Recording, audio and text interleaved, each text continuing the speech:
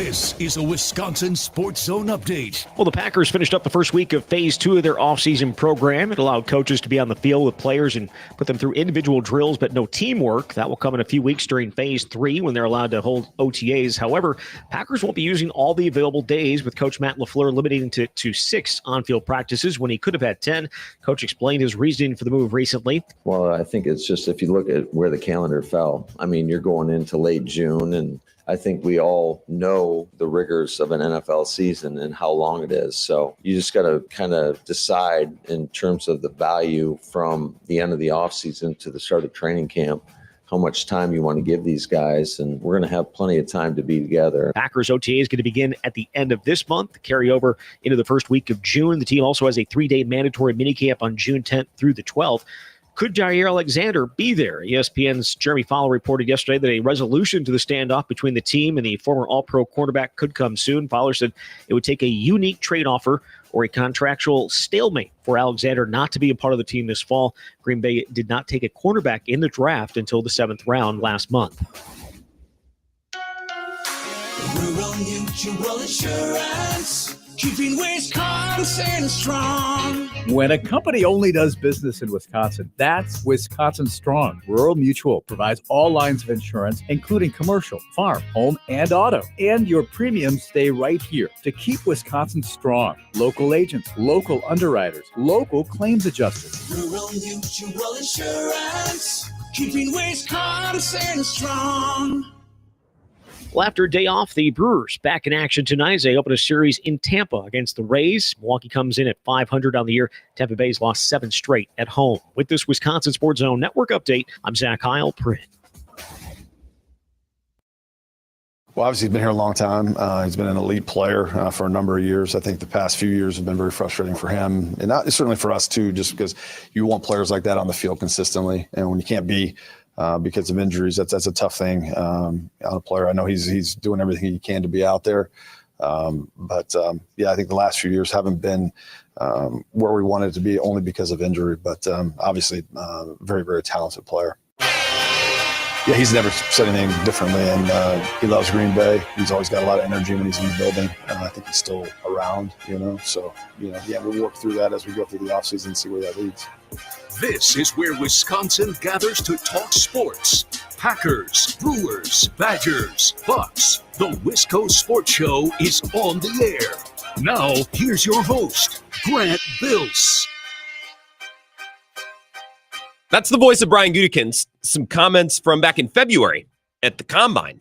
It's the last time, to my knowledge, that he's really talked about Jaire. I don't think it came up in any of his avails around the draft. And if it did, I'm sorry. I just wanted some Jaire commentary to get us into our opening segment tonight, because that's where I want to begin. As I promised at the end of last night's show, that's where I want to start.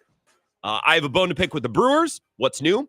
We'll get to that. And I have some different takes that I've heard regarding Giannis's future and how it should be handled that I've kind of bookmarked throughout the week.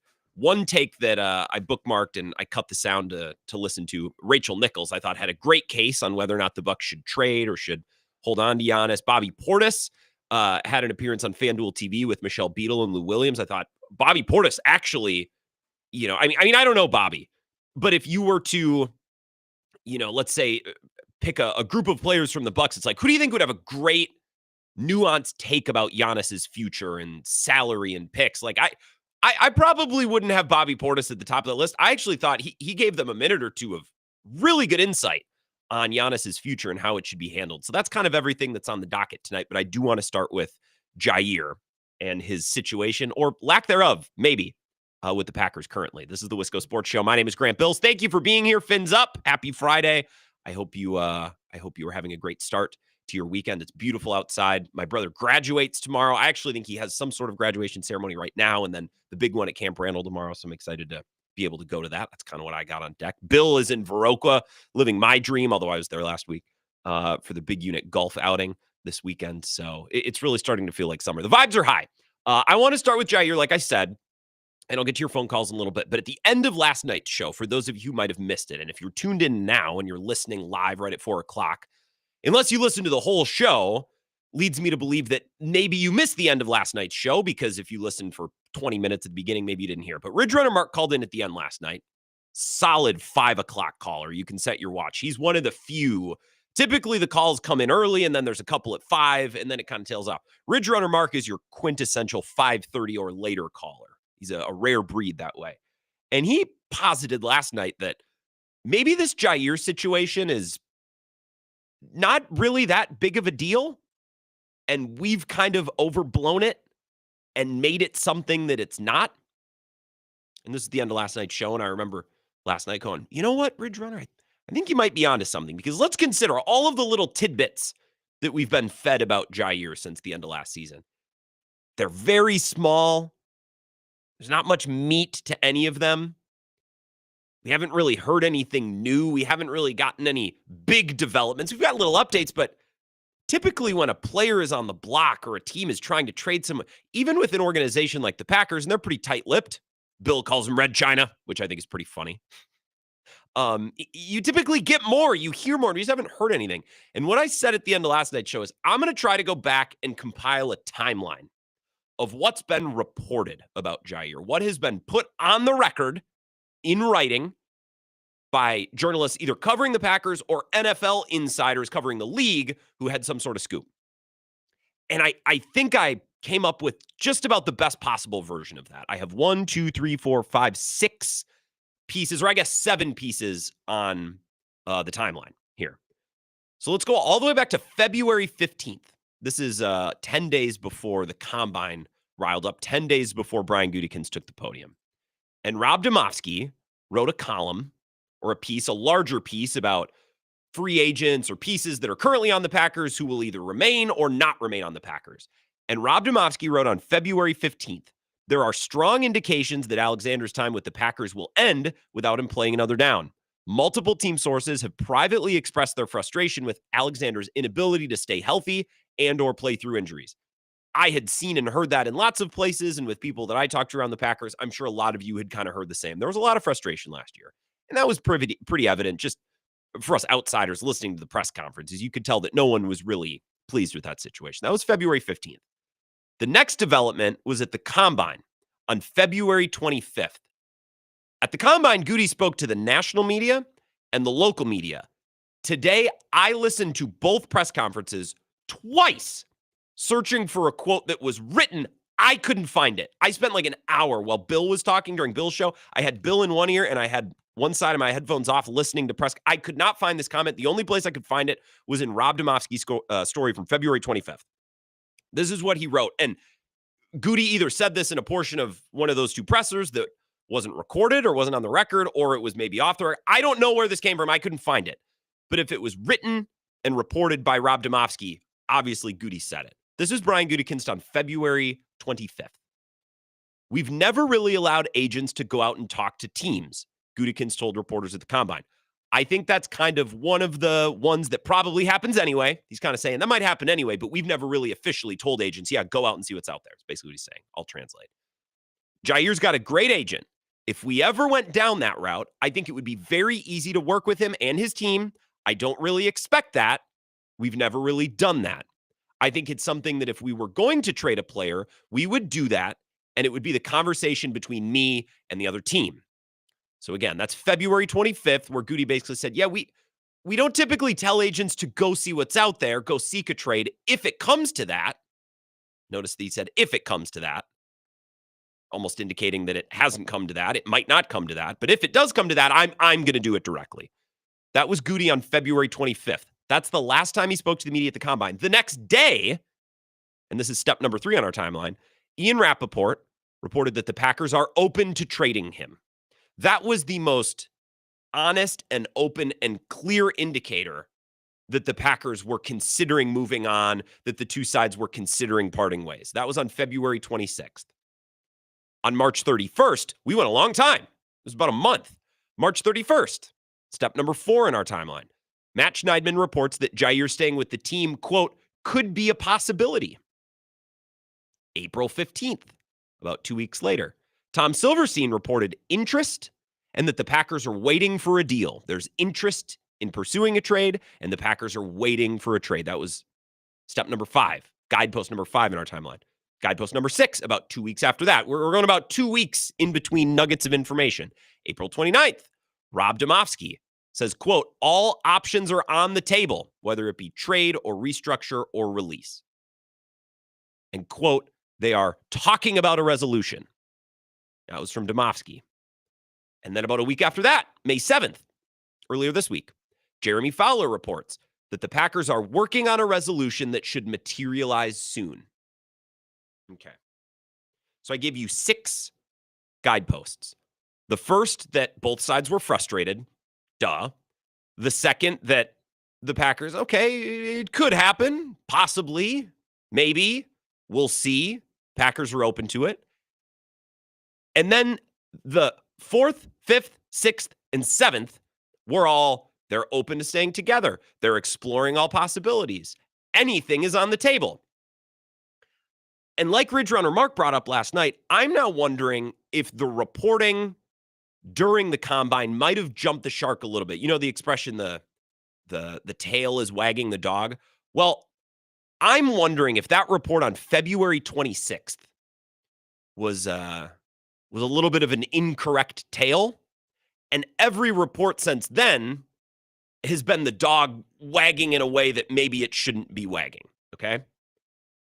So I'm going to play you a comment that Peter Schrager had on Pat McAfee's show yesterday. And listening to Schrager talk, and I take everything that Schrager says as gospel because he's about as plugged into the NFL as anybody. He knows Sean McVay, Kyle Shanahan, Matt LaFleur. He's tight in with all of those offensive minds, that generation of coaches. He's in with those guys. He's tight with those guys.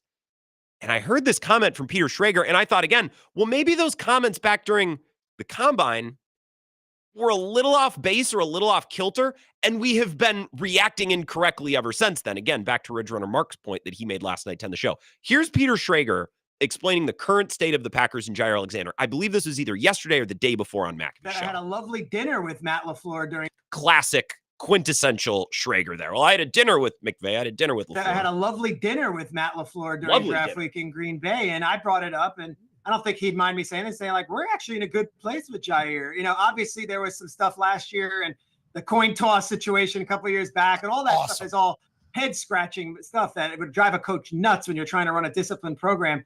But from what I gather, this thing is in a lot better place than what was being presented in the media, and that there is a place for Jaire Alexander in Green Bay. And I think he and Jeff Hafley actually have had a great relationship, and it's a different breed and it's a different time.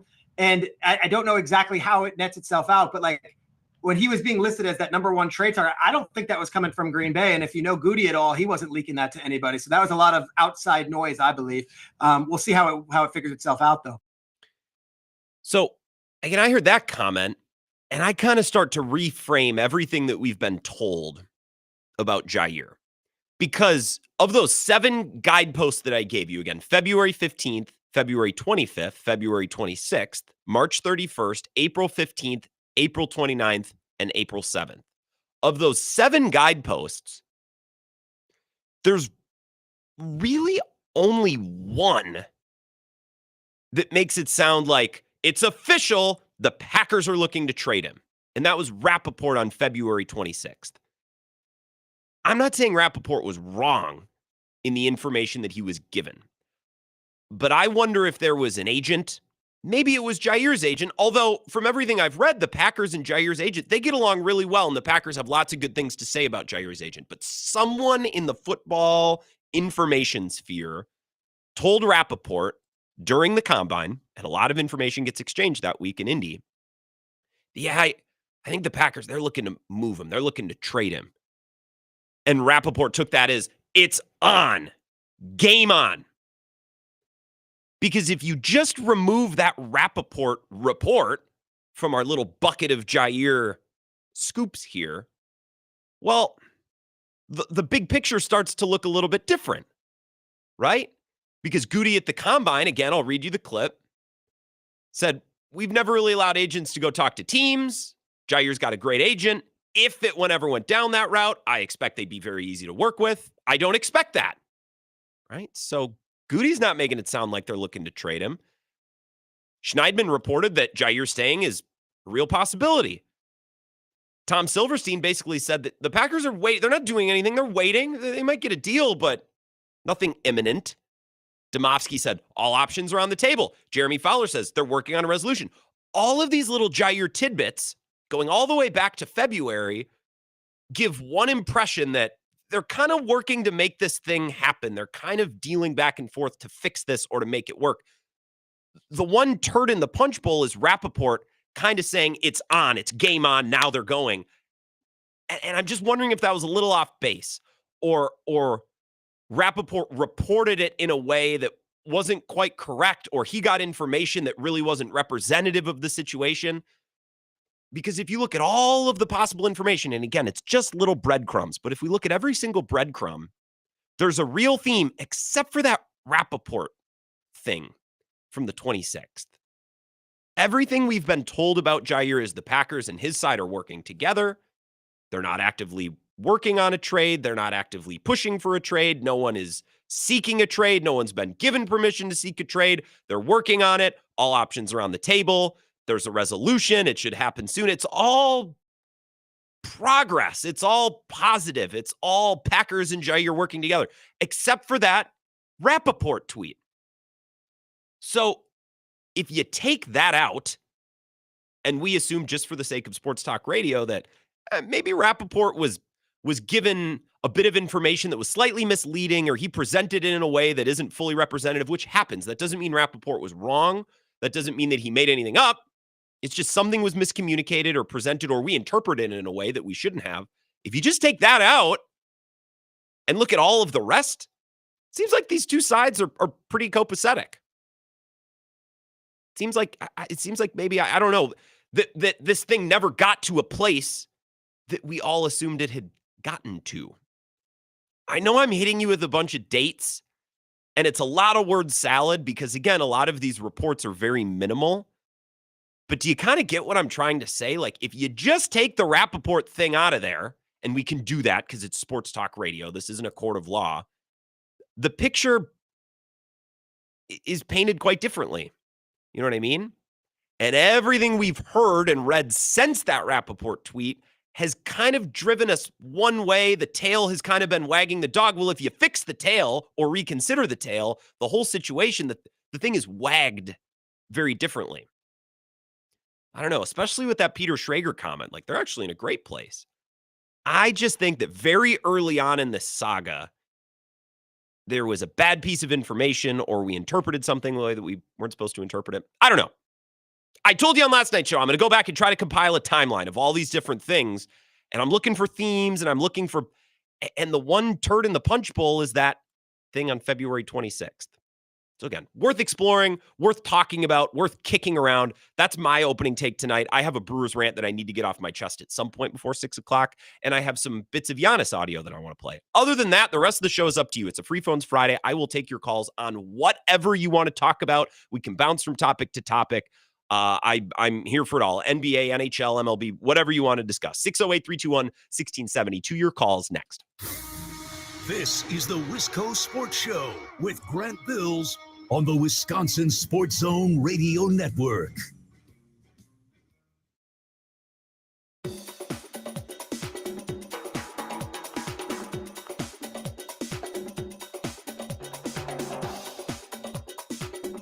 The Wisco Sports Show will resume in 3 minutes.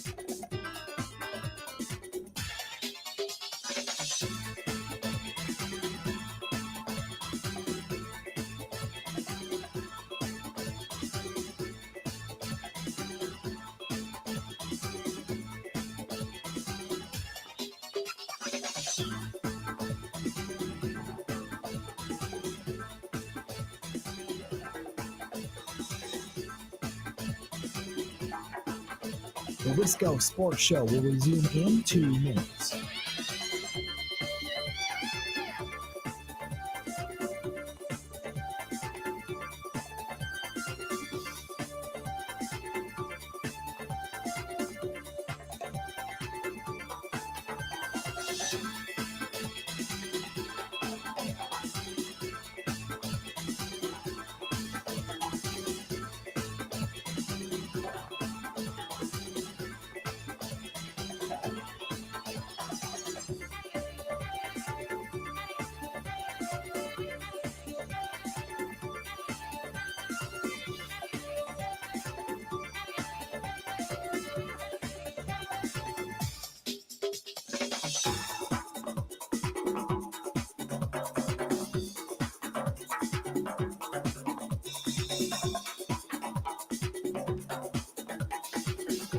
The Wisco Sports Show will resume in 1 minute.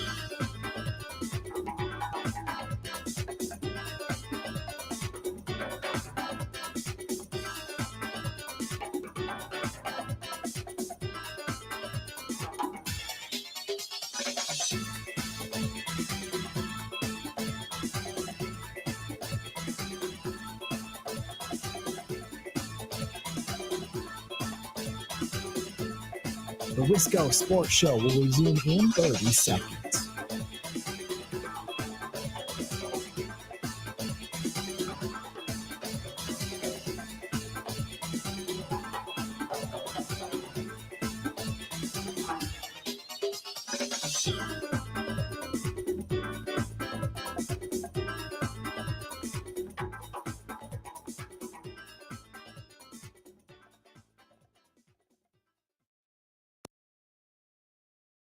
I don't think he'd mind me saying this, saying like, we're actually in a good place with Jaire. You know, obviously there was some stuff last year and the coin toss situation a couple of years back and all that stuff is all head scratching stuff that it would drive a coach nuts when you're trying to run a disciplined program.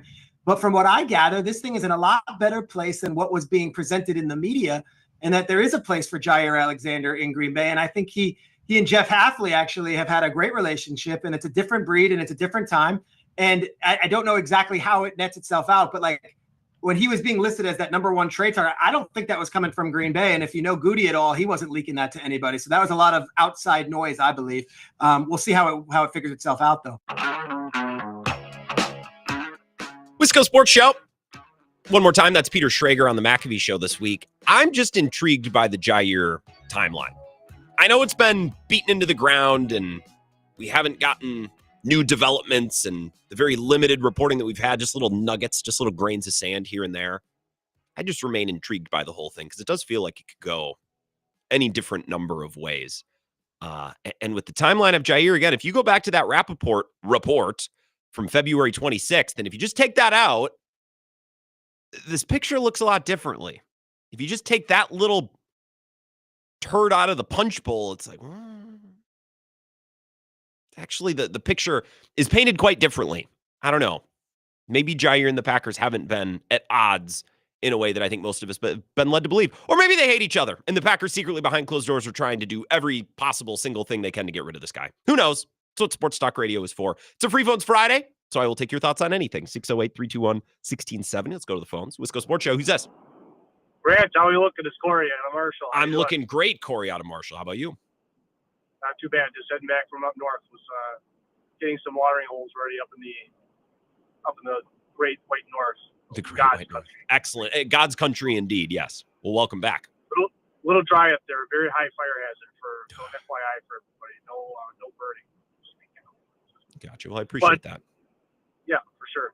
But yeah, I actually wholeheartedly agree with that fella's take from yesterday. I wish I had been kind of thinking that myself, and I wish I had put it as coherently as he did, the Ridge Runner guy, about Jaire.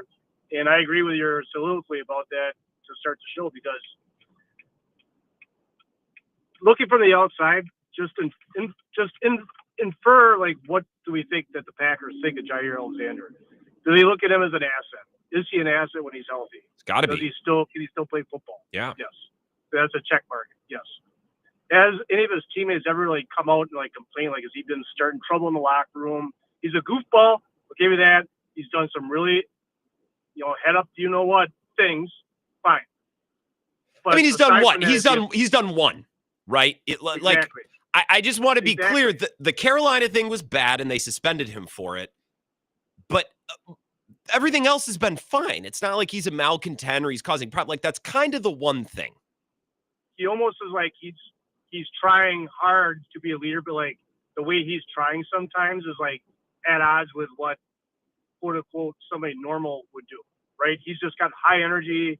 He looks at the world differently, and that's fine. I want those guys on my football team. Yeah. So he's an asset. He's not necessarily a bad, horrible teammate. People aren't complaining about him. You're not hearing stuff leak out of the locker room about he's a malcontent or insubordinate or anything like that. All right. 3, in the off season, the only time we've heard anything has been, like you mentioned, that one report from Ian Rappaport, and it was just a tweet. Yep. He's never followed up with anything after that. All right. Number 4, if they're really problems between the two, you know well as I do, players start talking. Their agents start talking. I think we would have heard a lot more from that side of the equation. And part of this, I feel like it's just a circular reporting this spring. Like one guy said one thing, and then everybody just keeps talking about it. Like, really, I think they are going to trade him. But like you said, though, you never had any really hard evidence that, like, yes, they are. Here is what they're offering. Yeah. Or yes, this. It could have been little Benny Johnson out of Chicago saying something to Rappaport to try to just throw a turd in the punch bowl. Yeah, I don't think that's Lions. likely. Like, I don't think somebody's sabotaging the Packers. I just Rappaport could have heard something. Someone could have said, "Yeah, there's kind of this going on." But you gotta be more cynical when it comes to the NFL. Maybe I should be. You're being too Midwest naive about it. No, you're right. You're right. Not as Absolutely. an insult. You gotta be more cynical about these guys because they are backstabbers. They will shiv you in the back. Some of these, not literally, figuratively, the coaches will to each other. You think about it. I mean, they're competitors. So I think that's a great take about Jaire. Hopefully he can stay healthy. I think the biggest thing that they got to work out is like, all right, your salary cap is $17 million hit. We have to do something because we've got all these other extensions coming up. So with that, I'm out like Brent Suter, buddy. Have a good weekend and congrats to your brother. Yeah, you have a good weekend too, Corey. I think there's some great points. Look, the thing is, in 2025, we are so used to getting the report from the insider that so-and-so has requested a trade or so-and-so team is now looking to trade. Like, we get these formal trade reports all the time. And it's like when we get those tweets, when we see that headline, we've been conditioned as sports fans instantly look around the league, who's available, what might the compensation be? Like, it's game on, right? And I don't know if it was ever at that point with Jaire. Might have been. And maybe the Packers and Jaire's camp are keeping this thing so close to the vest and they're still searching out a trade. Maybe. But the more we get breadcrumb by breadcrumb, I'm starting to agree with what Ridge Runner Mark said last night. It's like maybe we were slightly off on this thing from the beginning. Not big time off, because there was frustration between the Packers and Jaire. But here's the thing, it's like setting a course out into the ocean. If you're going on a long journey over the course of 3 months, if you're off by, 2 degrees at the beginning of the thing, over the course of a couple months, you're really going to get off course. Or like, think of, I just watched Apollo 13 a couple weeks ago when they're coming back from the moon. It's like, if they're off by even a degree or two, doesn't seem like that would be a big difference. But then once you stretch out that trajectory, that course all the way to Earth, it's like those 2 degrees are the difference between missing planet Earth completely or completely burning up in the atmosphere, right? And going all the way back to the, February 26th, if we were off on that by even just a little bit, well, we have consumed all the reports and all the information since then with slightly wrong information or with a slightly wrong frame of mind. Now, a couple months later, I think maybe we need to go back and consider that we were slightly off on this thing from the beginning, and that kind of recalibrates everything that we've heard so far. 608-321-1670, Wisco Sports Show. Who's this? Hey, it's Uncle Packer. Hey, Uncle Packer. I'm not fixing this call. I'm listening, and I want to tell you it's been a great show, but I want to hit something about Jaire. Sure. He's never said he's not happy being a Packer. He just said at the end of the year he didn't know if they were going to have him back. He kind of left it open. And I think if they were going to trade him, we'd have heard a lot more about it. You think so? I think so. I think it'd have been because he's a good cornerback. I was at the Packers-Vikings game when he did the gritty or the ditty or something in front of JJ. I loved it. I was right there too. I mean, I wasn't that far away. He knocked the pass down. He got up and he did his little dance. And I just like him. I like that he's cocky, and I like that he thinks he's the best. I want him to stay in Green Bay, and I think he's going to. I think a deal would have been done because he's a damn good cornerback. When he's healthy, he's one of the top cornerbacks in the league. I think last year he didn't want to play because he knew he wasn't healthy. His knee was bad. Sure. And he got it fixed. And I'm hoping he's going to go back, and we're going to have a Pro Bowl season. Hey, and do I have a second to complain about basketball? Please, yeah, let it rip. All right, listen, man. I don't understand this, why they changed the calling and they play more open, they say, in the playoffs. The calls won't come in the playoffs. It's crazy. They let them play more Basketball, physical? Is that what you're saying? I know, yes. It's a full combat sport. Basketball, They used to say when I was a kid, basketball was a non-contact sport. Okay. It's not. These guys are vicious. I saw Draymond Green pull the ball up to shoot, held the ball with his right hand, and when the guy came in to block it with his left hand, he body slammed the guy and then threw the ball up. The guy laying on the ground like he'd been hit by a train got called for a foul. Mm-hmm. It was vicious. So it's amazing. So you bring up something really interesting, Uncle Packer. That's a great call. Have a great weekend, because in the playoffs, I want the refs to swallow their whistles a little bit, right? I don't think any basketball fan or sports fan in America is like, actually, I want them to call more. No one feels that way. But this postseason, like, the Magic really had a clear defined plan of, we are going to beat up Tatum and Brown. The Pacers beat the tar out of Giannis. And sometimes I think that that's fine. A lot of Bucks fans get defensive about that. I think Giannis should be allowed to be defended a little bit more physically, because Giannis plays with more physicality. Giannis sometimes plays football on a basketball court. So I think defenders should be able to match that to a degree, right? And I would feel the same about Shaq or anybody else. Like, if you're going to allow the offensive player to lower their shoulder and bang through guys, okay, well, then the defender needs to be able to match that a little. So I get it with Giannis, and I'm not one of those Bucks fans who's like, oh, he gets the worst whistle in the league. But the Pacers were very, very, very, very physical with him. The Rockets with Steph Curry, right? Almost intentionally, like, we're going to hit that hand every chance that we get. This has been a postseason where players are, they're really cranking it up.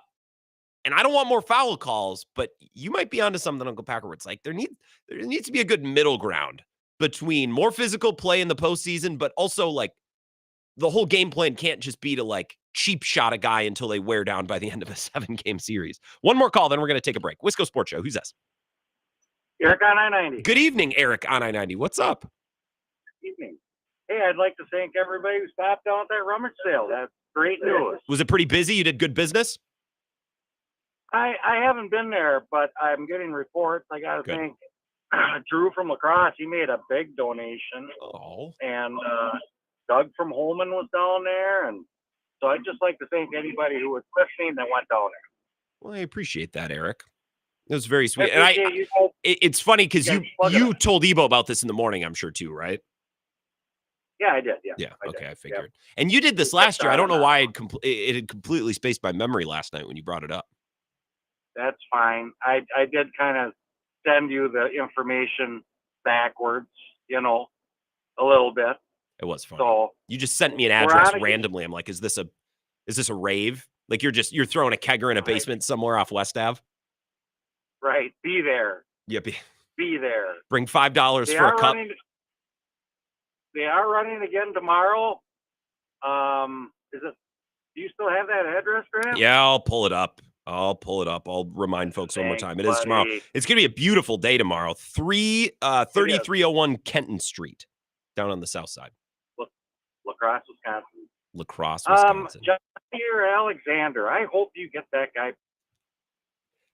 I do. Let me tell you, as a Vikings fan, do you think it's a little funny because you spent the last 2 months of the football season listening to Packers fans bury this guy? We want nothing to do with him.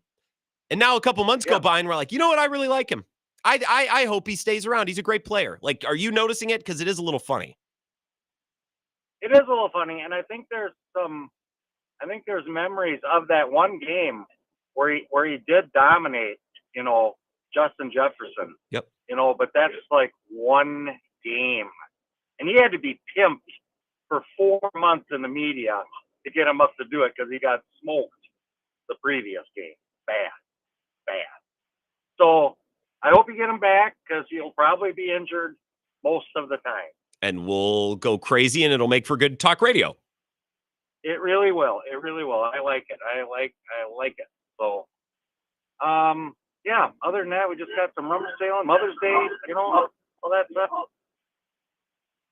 Well, excellent, Eric. You have a good weekend. And Eric, pitch into river cleanup this weekend. The yearly tradition in La Crosse. A couple boat landings around town. Stop in 8 to noon tomorrow. We've been talking about that over on Z93. Let's take a break. We'll come back in a couple of minutes. We can continue to discuss the Jaire thing. I think it's important, and we haven't talked a ton of Packers this week, so we can definitely work that into the rest of the show. I also have a Brewers gripe. Add it to the list. I have many Brewers gripes, but I have a new one that I would like to bring to the table tonight, and I'll continue to take your calls on a Free Phones Friday, 608-321-1670. More after these words.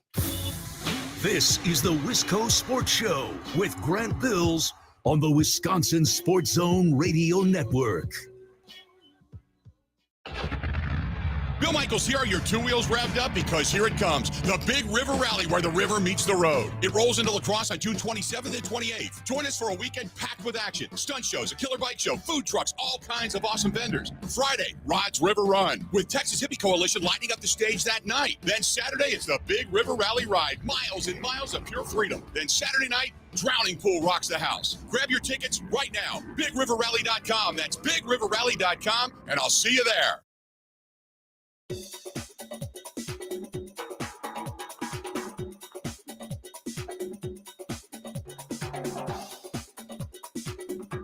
The Wisco Sports Show will resume in 5 minutes.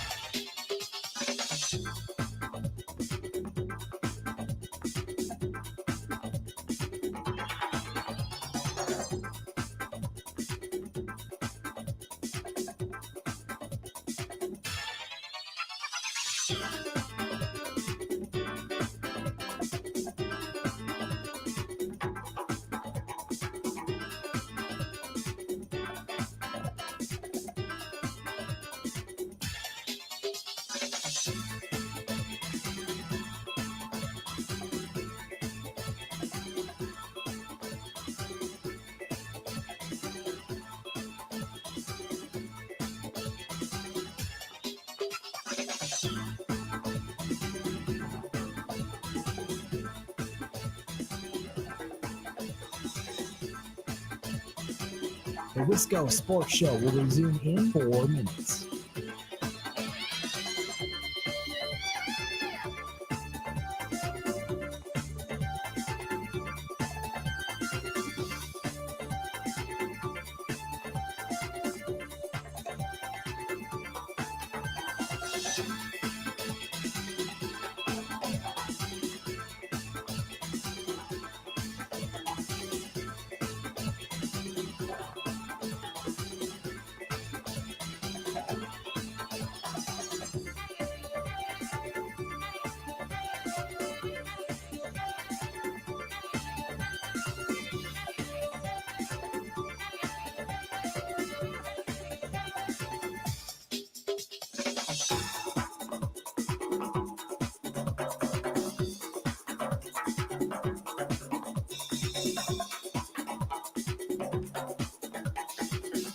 The Wisco Sports Show will resume in 3 minutes.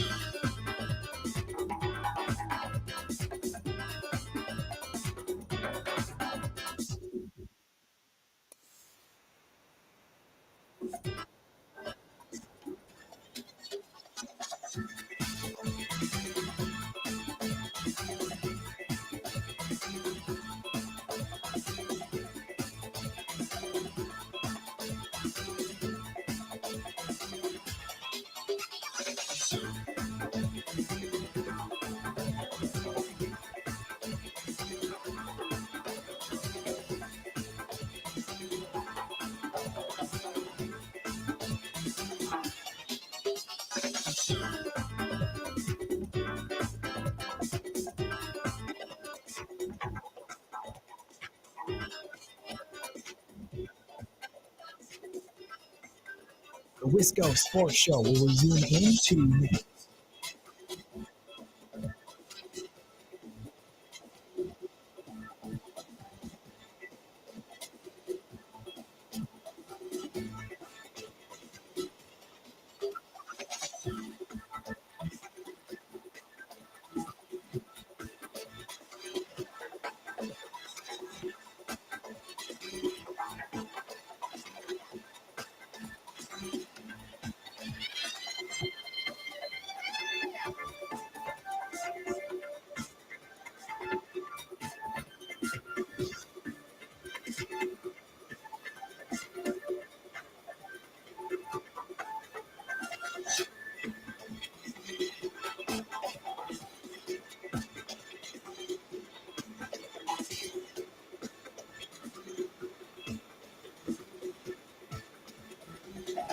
The Wisco Sports Show will resume in 1 minute.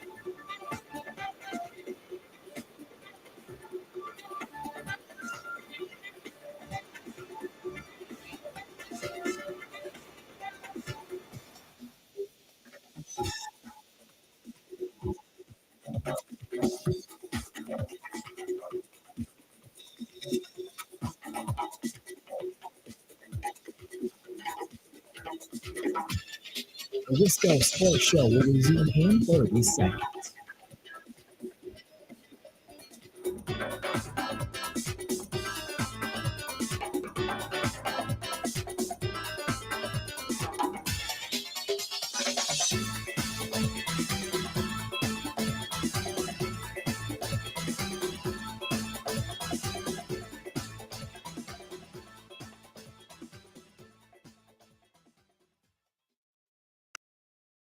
Jaire. What's going on with Jaire?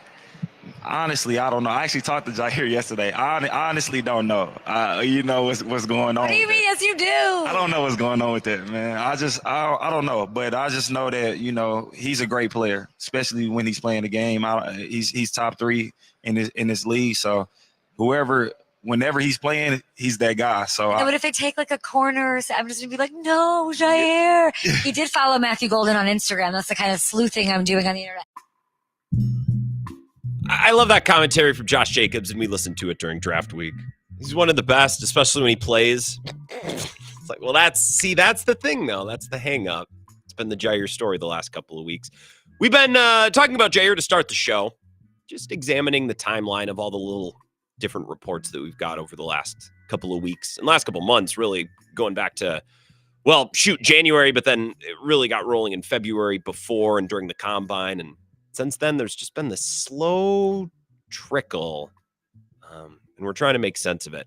I have a Brewers gripe. We can wrap up the show with that in just a little bit, but it's a wrap up the first hour of the show with that in just a little bit. But if it's a Free Phones Friday, I can't speak. It's a Free Phones Friday. So I'll continue to take your calls on whatever. We don't have to stick with any sort of theme. 608-321-1670. Wisco Sports Show. Who's that? All right, I see who that is. Good call. Hey, Matt LaFleur, do you have the latest on what's going on with Jaire Alexander? Okay. Nothing.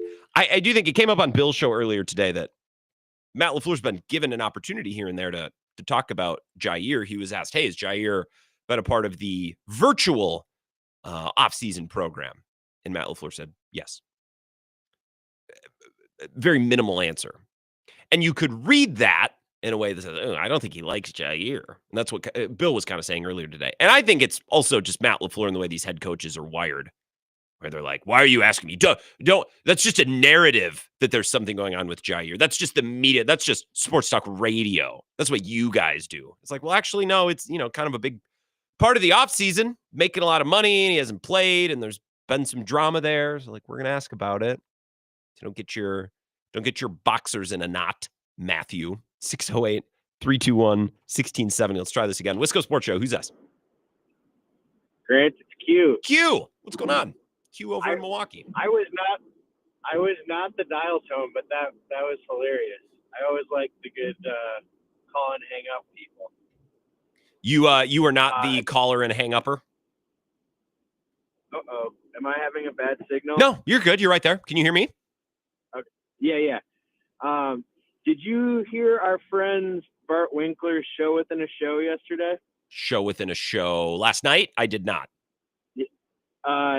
So he did a podcast during his radio show, and I was thinking I would love if you would narrate the commercial breaks for us on YouTube sometime. Doesn't have to be every day. Here's the thing. It would be really fun. People on the live stream, Cone did this last time I did a show at the Kohl's Center. He's like, hey, during the commercial breaks, can you do, it's like, but no, that's my 5, what's 5 plus 3 plus 3? 6. That's my 11 minutes an hour where I don't have to talk. I need those breaks. I need to sit here and let my voice recover because I'm working so hard. All right. I just thought it was a fun idea, and I thought you would do well at it as well. So I like the idea of taking care of work that should be done later while I'm working now. But I don't have a podcast. If I am not getting what I need to say, if I'm not saying what I need to say during this 2-hour show, then I'm doing the show poorly. There's a lot of people who have the radio show and then they have their podcast and then they also have their podcast. We can take care of what needs to be taken care of in this 2-hour window. I'm not sure if you've ever heard of this phrase, but it's work schmirk. That's all I have to say to that. Work schmirk. Hey, do you think you think Giannis is gonna be here next year? Straw poll before I let you go. Yeah, I was calling to bring up like the Bobby Portis podcast comments. Did you see that? Yeah, well, I did. I'm going to play him actually. Now that you brought it up, I'll play it next. But we've been chatting for like 3 minutes. All right. What do you think about the Bobby Portis comments? So I would be shocked if Bobby came back, and it would I think he makes like 12 and a half right now, and he probably should be making like at least 20, 25. He's going to opt based out on his performance. Well, but now this little back and forth with Bobby and Giannis on Instagram, it makes me think he's going to come back if Giannis does, which I would be absolutely shocked if Giannis left. And I'm going to plug another podcast. Our friend Justin Garcia this week had a pretty interesting trade for Larry Marketing of the Utah Jazz, where we sent out Damian Lillard's contract and our 2031 and 2032 picks. So past Giannis's retirement age.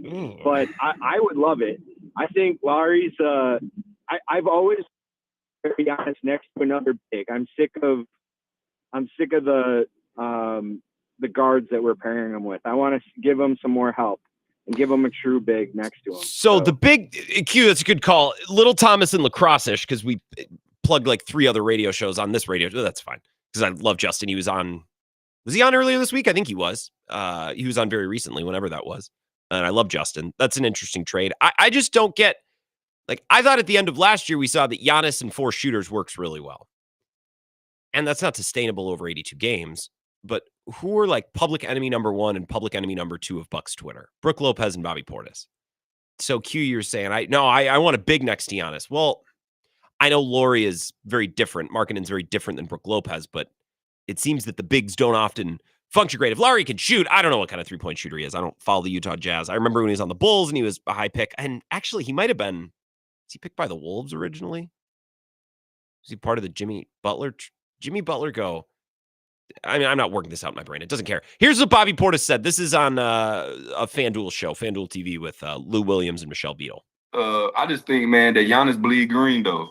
I think he bleed green, man. I think he bleeds, loyalty. I think he bleeds, wanting that Tim Duncan, Kobe-esque type career, Steph Curry type career where they play with one franchise. Obviously, it sounds really, really good that, Giannis leaves and goes to another team, but realistically, if you trade for him, just looking at business-wise, you trade for him, obviously he's going to make, $58, $60 million. I mean, you got to trade your whole team, right? You got to trade your whole team, and then being able to get him, you still have to put players around him to compete for a championship, right? So it looks like whoever, if you do make a move, you might be in the same position that the Bucks in. So I don't really know how that all and isn't that interesting?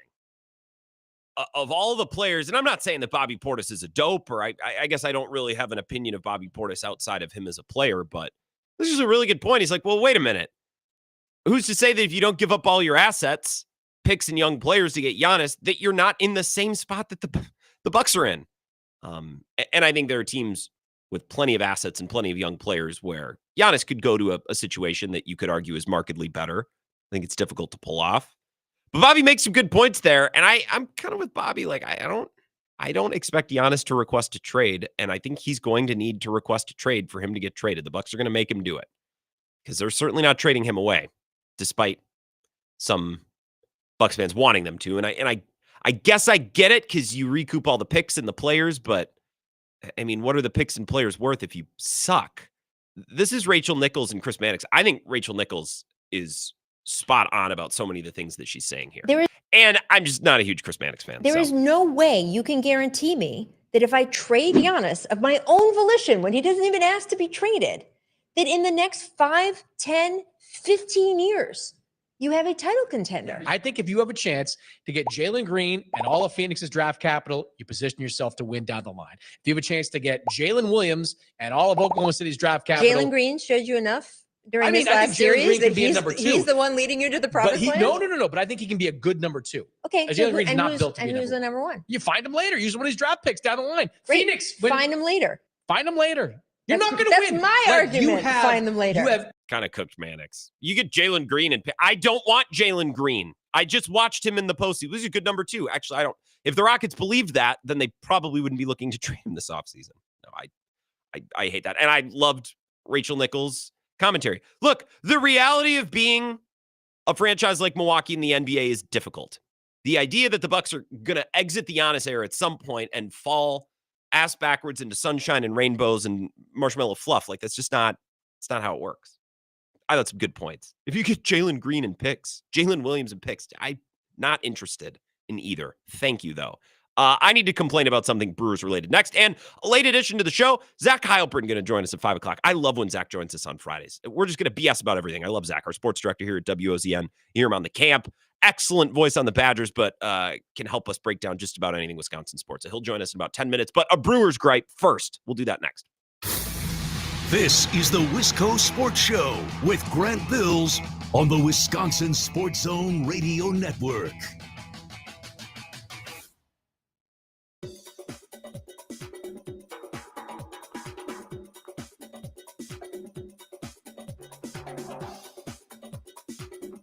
The Wisco Sports Show will resume in 3 minutes.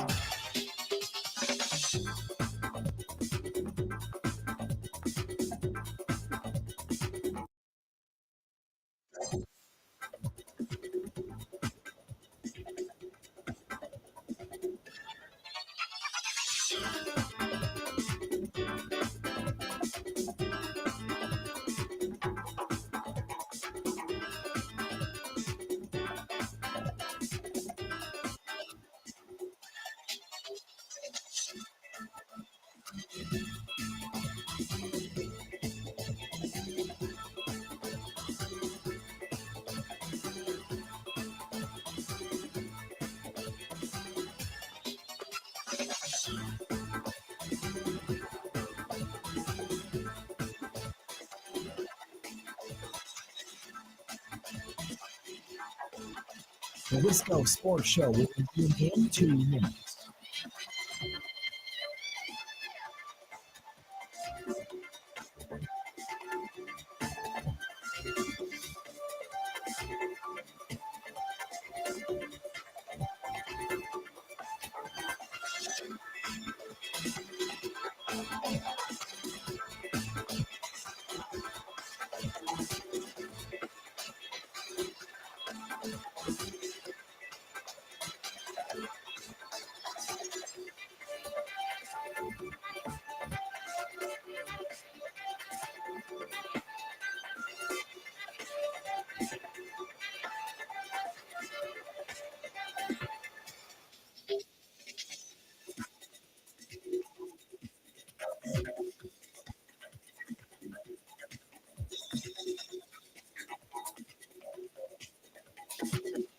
The Wisco Sports Show will resume in 1 minute.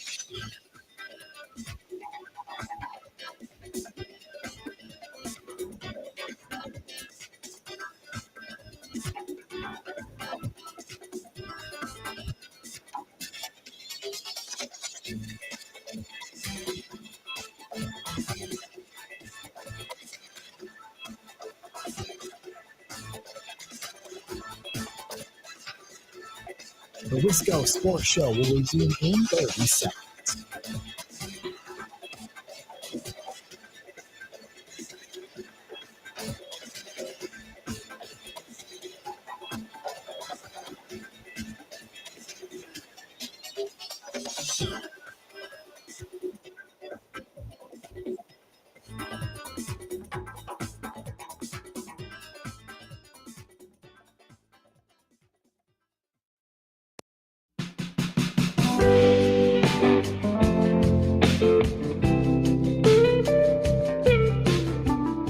Wisco Sports Show, a late addition to tonight's lineup, Zach Heilprin.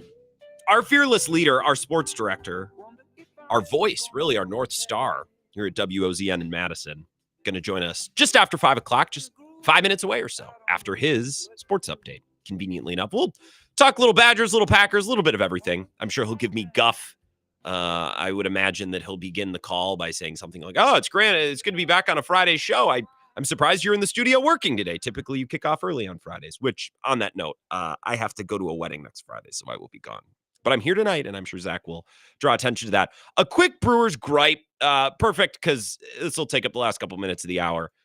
So the lineup's out for tonight, and the Brewers are not losing games because of lineup construction, okay? They're losing games because they just don't have that many good players right now. And the players that they have that are good aren't really hitting all that well. So their lineup tonight includes Chourio, Terang, Contreras, Yelich, Hoskins, Frelick, Durbin, Bowers, Ortiz. Bowers, interestingly enough, in left field. Yelich DHing. Not surprising that Yelich is DHing. A little surprising that Bowers is playing left field, but whatever. Nothing should surprise us. They're trying to find answers at some spots right now, so I'm fine with it. Bowers swung the bat pretty well earlier this week. I don't get why Terang just doesn't hit leadoff every game. I don't get it. I don't understand it. I would like for someone to explain it to me. It would be one thing if there was a better option, and maybe there is on this team, but Chourio ain't it. Chourio's OBP is, God, it's 273. It's only slightly higher than his batting average, which is 256. That's not easy to do. Bryce Terang's OBP is 383. In fact, Bryce Terang has the 23rd best on-base percentage in all of baseball. If you go look at stats at MLB.com and you sort by OBP, Bryce Terang is on the first page.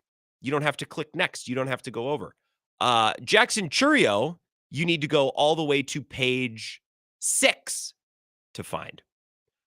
I know that's not exactly analytics, but if I have to go over 5 pages to sort data all the way down to 138th, maybe that guy isn't best suited to hit leadoff, but it's not even a Jackson Chourio thing. Jackson Chourio is not a good option to be hitting leadoff, but that's not even what's bothering me.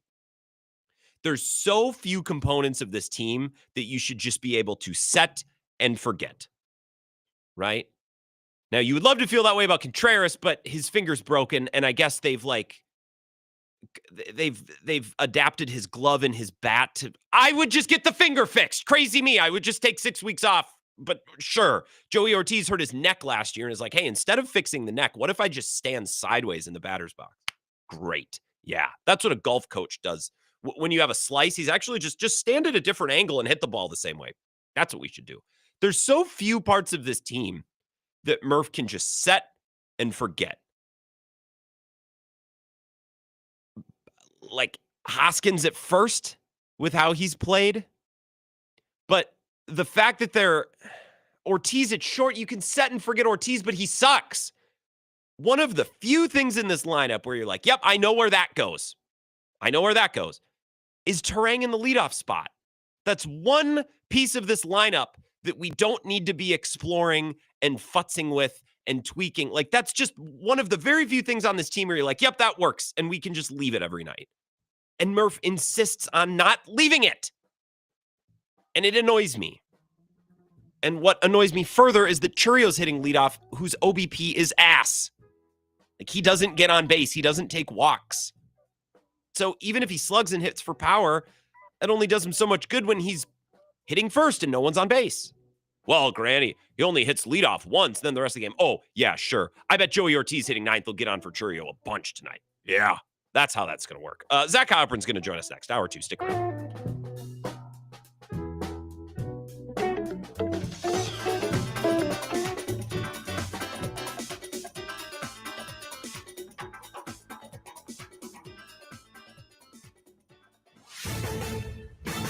This is a Wisconsin Sports Zone update. Well, the Brewers are in Tampa. That's where they're going to take on the Rays tonight as they open up a 6-game road trip. They'll also see them play 3 in Cleveland. Jose Quintana going to get the ball for the Crew. He comes in 4-1 with a 2.83 ERA, but he's going to be looking to bounce back from a rough outing against the Cubs when he gave up 6 runs in 5 innings. That included giving up 3 home runs. He had allowed just 3 runs over his first 4 starts combined. Rays enter on a 7-game home losing streak. They will give the ball to Zach Lytle. He comes in 2-5 with a 4.61 ERA, but the righty has been solid of late, giving up just 2 runs over 7 innings and a win over the Yankees in his last start. First pitch is at 6:05. Meanwhile, Aaron Savale made a rehab start in Nashville last night, going 4 innings, allowing just 1 hit while striking out 3. He's been out since late March with a hamstring injury.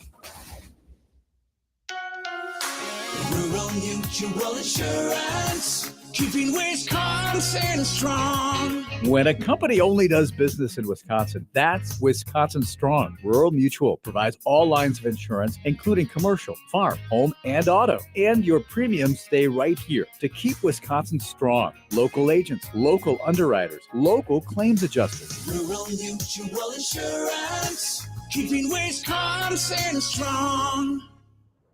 Well, the Wisconsin basketball team officially added another piece to their 2025 recruiting class. And Alexis Bielauskis, the 6'9" forward, is from Lithuania, becomes the third international player on the Badgers roster for the upcoming season. Meanwhile, the NBA Scouting Combine gets going Sunday in Chicago. Former Badgers guard John Tonje among the players that were invited to attend. He's projected to be a second-round pick in July's draft. And the Wisconsin football team added a wide receiver from the transfer portal this week in Hawaii's Dekel Crowdis. He had 16 catches, 402 yards, 4 touchdowns this past season. With this Wisconsin Sports Zone Network update, I'm Zach Heil, print. Yeah, he's never said anything differently, and he loves Green Bay. He's always got a lot of energy when he's in the building. I think he's still around, So, we'll work through that as we go through the offseason and see where that leads. This is where Wisconsin gathers to talk sports. Packers, Brewers, Badgers, Bucks. The Wisco Sports Show is on the air. Now, here's your host, Grant Bills. So that's Brian Gutekunst at the Combine, talking a little bit about Jaire. And I know that's a couple months old, but just kind of gets us into the show tonight. It got us back into the show at 4 o'clock, just gets the ball rolling on Jaire. And we started last night very late in the show. Ridge Runner Mark called in and said, hey, maybe we've been kind of missing this Jaire story from the beginning. So that's where we began back at 4 o'clock. And I want to circle back. And I want to lean on someone who is a great professional resource for me. He's a great guest to the show, but also he's one who keeps me grounded and has taught me a lot about the way the world works in sports journalism, which I think is important and germane to the conversation that we're having. It's Zach Heilprin, our sports director, the voice on the camp and the voice on the update that you just heard. Zach, it's been so long since we've chatted on a Friday show. Thank you for joining me. Well, I'm glad you're here on a Friday. Can't miss a Friday show. I know that's what you were going to say, but I kind of just led you right into that. It up for me. I know. I put it right on the tee. So is there a chance that going all the way back to the Combine that we kind of misinterpreted or this Jaire story was framed a little incorrectly, so we've been a little bit off on it? Because it kind of seems like, based on everything that we've heard, that the Packers, like, these two sides actually maybe are going to stay together. And I'm just wondering if this was a mix-up that happened back in February, and we've kind of been looking at it wrong ever since then. Do you know what I mean? Are you saying that the report was inaccurate? No, because there haven't been many concrete reports. What I'm saying is Rappaport specifically on the 26th said the Packers are interested in a trade. Like, he kind of was the one report in all of this where he was like, game on. Like, they're seeking it. And everything else that we've heard has been like, well, they're looking at options and everything's on the table. And I'm just wondering if that Rapp report, like, if he got something that was slightly wrong, like that could throw this whole thing out of whack. That's what I'm saying. Yeah, well, I mean, where's he getting the report from? He's obviously getting it from an agent, right? Or he's getting it from a Packers front office person. So who we have to look at who benefits from it.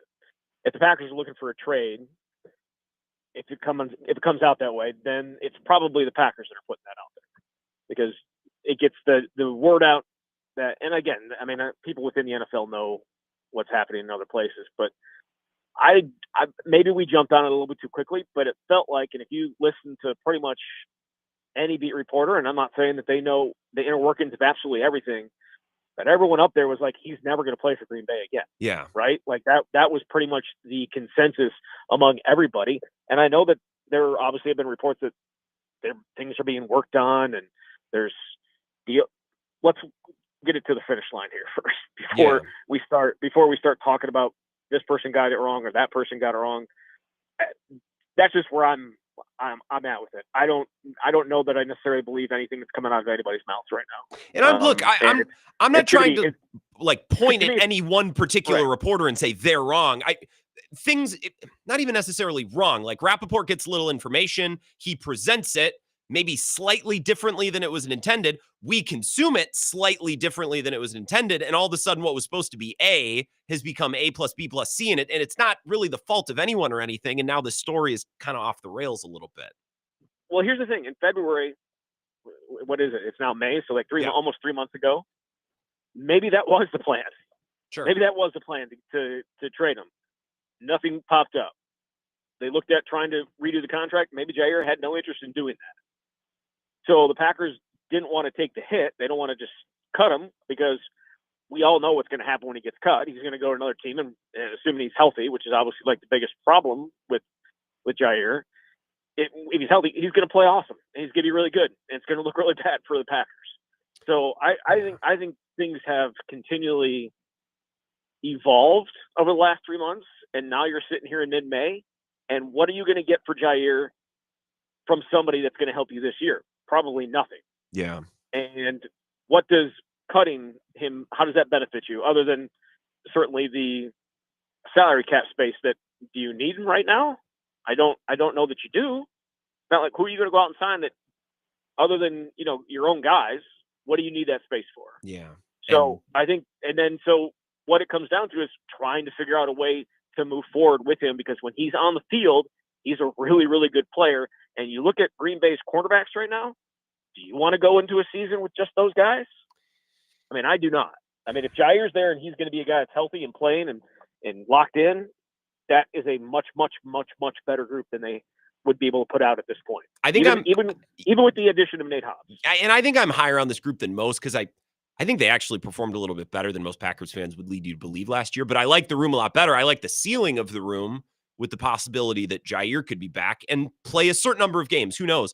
I just think, again, to go back to how this has been reported or how we have consumed it, I think it's a big gap to go from in January, he'll never play here again, he's off this team, to then 2 or 3 months later, well, but we didn't really get a trade that we love, so actually we're going to keep him. Like, typically when you're that cocksure about getting rid of a player, and it seemed like they were, and it seemed like Jaire thought that they were, and I know emotions are high at the end, but he did say, I have nothing good to say. They probably don't want me back. Like, I just, it's wild to think that they were so sure, and then it's like, well, actually, the best we could do is a 6th-round pick. Like, what did they expect? Did they think they were going to get multiple premium picks? Right. No, and here's the thing. When Jaire said that, and then said it to beat reporters, and then obviously what those guys are hearing, and also what they're hearing from the Packers, you get it very. I don't want to say it becomes groupthink, but at times it does. Yeah. And it becomes, all right, well, this is what's happening. There's no chance he's ever getting back. One person says it, and the next person hears somebody else say it, and it turns into just being something that turns into a consensus. I'm not saying that is I'm not saying that's the case with everybody up there. I think everyone who's doing the actual digging on this is really, really good. I think a lot of people are all jumping on it and taking it as gospel. Yeah. And that, and then it becomes, this is what's going to happen. And the Packers obviously don't operate that way. So and certainly Brian Gutekunst doesn't operate that way. Well, and you operate as a member of a beat, the Badgers beat, right? And other beats, but you're in that group at all of the things. So you're used to being part of that collective, and you've certainly spent your time up in Green Bay too. I feel like this Jaire situation has been the story of the offseason for the Packers. And I think maybe at times, someone like Domofsky, the report that he had was, and I wrote it down, all options are on the table and they're talking about a resolution. That's not really earth-shattering, right? But at what point do these reporters feel, do you think well, this is a story. I gotta have something, even if that something is mostly nothing. That pressure probably exists for reporters, right? Well, because there hadn't been any movement on it, right? That report came out after the draft, did it not? So April 29th, correct. Yep. So, right.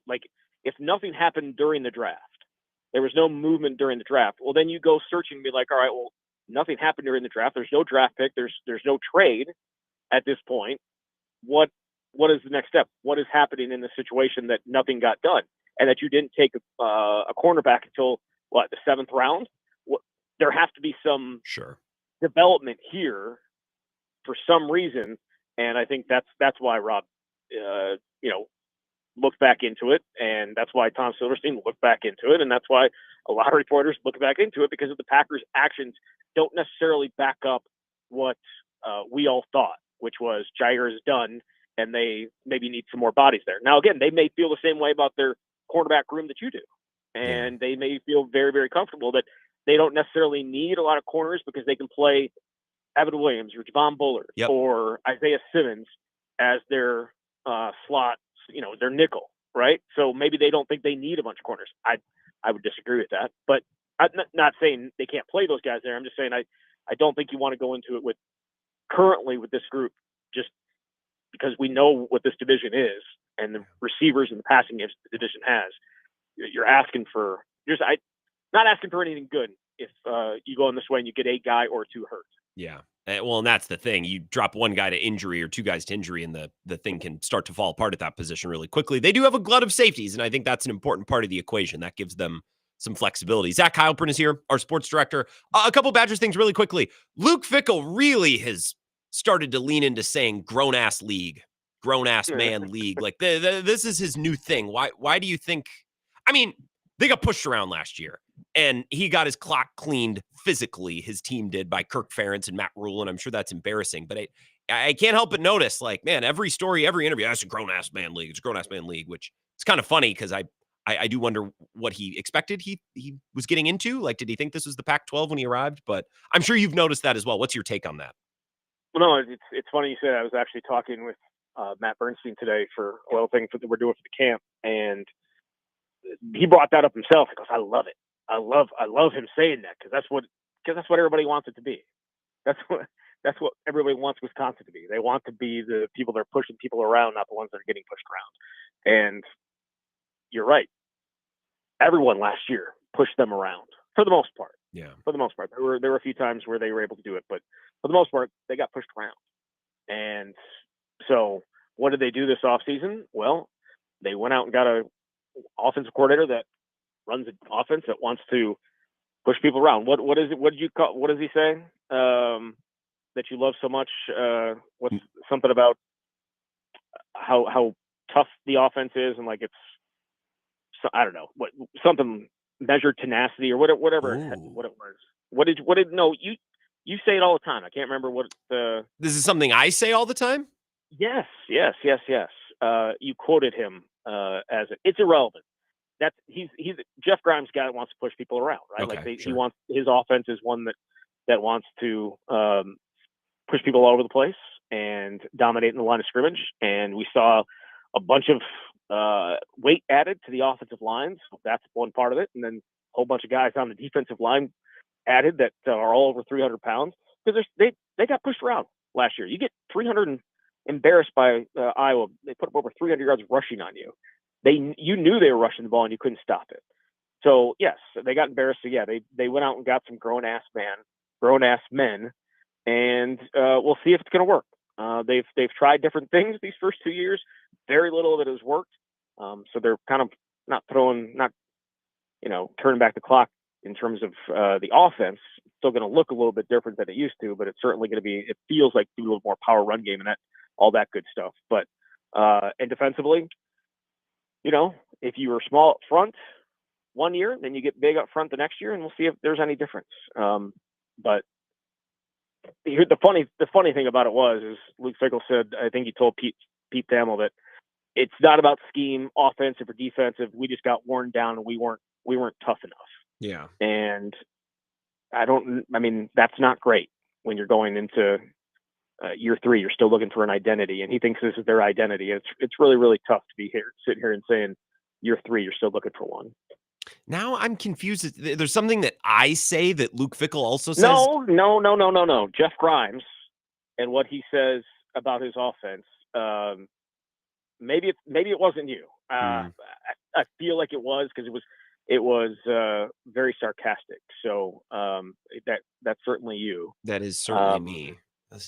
I'll think of it. I'll think of it, and then I'll bring it back up. All right. Well, this is going to be an itch in my brain the rest of the night. That's fine. One more thing from the Pete Thamel thing, and I asked Jesse about this, but he seemed to think that the way Billy Edwards Jr. was handled, or the way that he needed to apply himself in spring ball, was different than the last two guys, and that.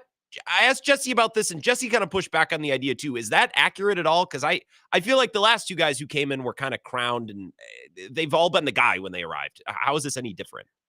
It's funny you say that. Me and Jesse did talk about that on the camp this week, and it was the last thing I brought up. We talked about the entire article. The last thing I brought up, like that's just looking back on things and not seeing them accurately. Because in terms of Luke Fickell, because Tanner Mordecai came in and he like worked his butt off, but we all knew he was going to be the starting quarterback. Everyone knew he didn't come here not to be the starting quarterback. I mean, he was handed the keys immediately. Now he worked himself up. Like he didn't come out as a leader right away. He kind of showed what type of person he was, like in workouts and all that good stuff, and established his leadership that way. But there was no competition. He took every single first team rep in spring that year. Braden Locke was nowhere near. Last year, I felt like we always knew it was going to be Tyler Van Dyke, but they gave Braden Locke a little bit of a opportunity to compete for the starting job, and it was all this 1A and 1B BS, I think at this point is what I would call it. But Tyler Van Dyke was always going to be a starting quarterback as well. So I don't see that the same way as Luke Fickell does. I think maybe they talked about it more, like openly among the team, like this is the guy, this is who he is. I will say Billy Edwards is a much different guy personality-wise than either Tanner Mordecai or Tyler Van Dyke. He is a lot more vocal, demonstrative. But he's also like willing to talk, and he's good with the media, and so like there's that aspect of it, and maybe he's able to assert himself more in that respect than the other two did. But in terms of how Wisconsin handled him, Tanner Mordecai was handled the exact same way. You're the starting quarterback. Yeah. We know this. Everyone knows this.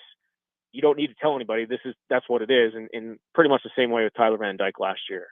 But here's the thing: Billy Edwards, more proven, and did not get benched like Tyler Van Dyke did the year before. Sure. Tanner Mordecai was more proven than Billy Edwards, but hopefully for Luke Fickell's sake, he actually gets the starting quarterback for an entire year. I'm glad that I brought that up to Jesse and brought it up to you again, and you both were like, yeah, that was interesting, and that struck you too, because I didn't hear you guys talk about that on the camp. I heard the first like 2/3 of the pod, but I didn't hear the very end. So I'm glad that great minds. That makes me feel, because sometimes, Jesse, I mean, what a mind, and you as well, but I'm more comfortable. I see you every day, so I feel like we can BS a little bit more. Last question. Yeah. If this was a true wide open quarterback competition and you took all the names and the faces and all the information away and you guys just watch ball, was Billy Edwards Jr. that much better? Because I saw a lot of comments like actually Danny O'Neal impressed just as much, if not more. That's tough because Danny O'Neal was going against the second team defense a lot. That's right? fair. And yeah. That is always difficult. Those guys might not be grown ass men. That's something that we have to consider. Well, when the first team defensive backfield has, Ricardo Hallman and Nizer Fortgreen and Preston Zachman and Brown, Austin Brown, and you got two inside linebackers and Allegro and Curtis, and then you got a defensive line that, is some big boys, some grown ass men up there. It's a little bit more challenging than perhaps some of the guys that were in the defensive backfield that Danny O'Neal was facing. Now, that said, I thought Danny O'Neal had a strong second half of spring. There were good and bad, certainly with Billy Edwards. I wouldn't say that he was miles ahead of Danny O'Neal by any stretch. But again, different competition, I would certainly have to at least acknowledge. Are they going to let Fortgreen play, by the way? I haven't even brought that up with Jesse. It seems like it's just assumed, but is that ironed out? It is not assumed. It is not a guarantee. It is assumed by Wisconsin. Luke Fickell did not want to even entertain it because Colton asked him about it at the beginning of spring. He's like, I don't even know what you're talking about. He's going to be here. Classic Colton. No, there's always pushing the envelope. There is and Colton's done a really good job covering that whole story. But there's still some legal stuff that's happening that needs to be completely ironed out before it's a guarantee that he's playing. But Wisconsin is going forward as if he will be out there. Would be classic NCAA if they wait as long as possible before eventually saying, actually, no, we've decided you're not going to be able to play. Yeah, not their choice right now. Oh, okay. It's not okay. It's not their choice. Actual court cases. That's right. To the NCAA court. But I mean, it is NCAA attorneys going up against Wisconsin's attorneys. So we'll see. All right. Well, I appreciate it, Zach. You have an excellent weekend. I'm going to be down in the mix tomorrow. I'm going to be at Camp Randall, your office, because my brother is graduating tomorrow, so I'm going to be there. Yeah. First time in Camp Randall ever? No. But I've been there a couple times. Not as many times as most might think, but like at least two or three times. Yeah. So you've been there 2 or 3 times? Yeah, just enough to get the gist. I mean, it's not a church. What am I supposed to go there every week? Maybe in the fall. Oh, it's not a church. Wow. You went to a bunch of churches when you were overseas, didn't you? I went to one. And it was a Lutheran church. I was unimpressed. Did you just take a lot of pictures of churches? 1 or 2. Just maybe one. Actually, I went to 2, but I only went inside one. I forgot that I did post pictures of a second church. You were correct. Yeah, okay. In any event, I'll send you a picture from Camp Randall tomorrow. Thank you for the time. This is last minute. This is nice of you to do. All right, appreciate it, Grant. Zach Heilprin, our sports director, he texted me back and said, "Did someone cancel?" I said, "No, I just didn't plan." It's actually worse. No one canceled. I just never planned to guess. And the show would have been fine without Zach, but I like having the son of a gun on. So this is good Badgers information and some clarity on someone who works on a beat. Explain how this information comes to pass, how it's presented and distributed and later consumed by people like us. Let's take a 3-minute break. Back to your phone calls next. This is the Wisco Sports Show with Grant Bills on the Wisconsin Sports Zone Radio Network. The Big River Rally coming to La Crosse, Wisconsin, June 27th and 28th. Don't miss the excitement on the main stage Friday night. It's Texas Hippie Coalition. And Saturday night, Drowning Pool. Tickets are on sale now. Want more? Follow Big River Rally on social or go to BigRiverRally.com.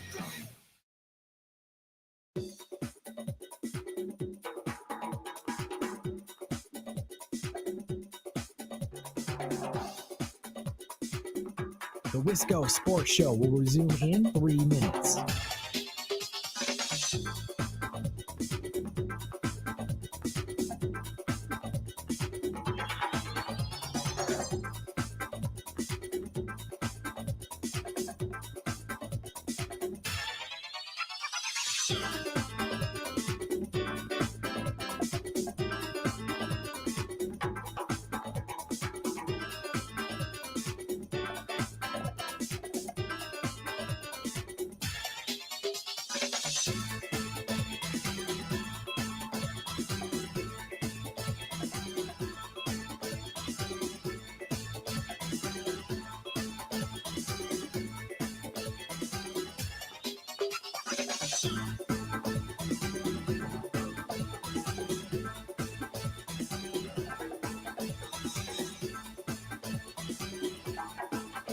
The Wisco Sports Show will resume in 2 minutes.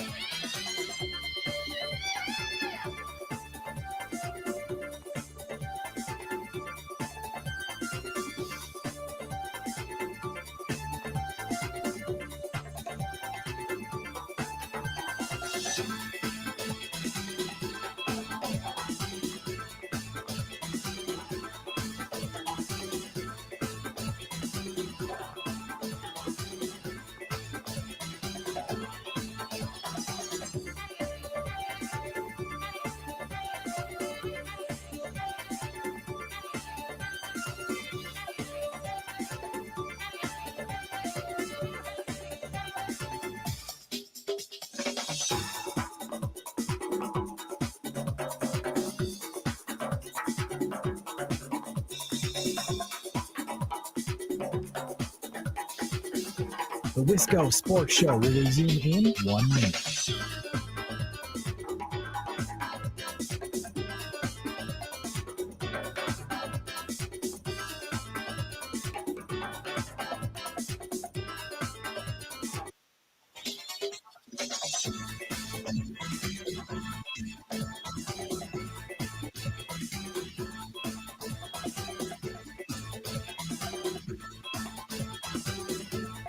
The Wisco Sports Show will resume in 30 seconds.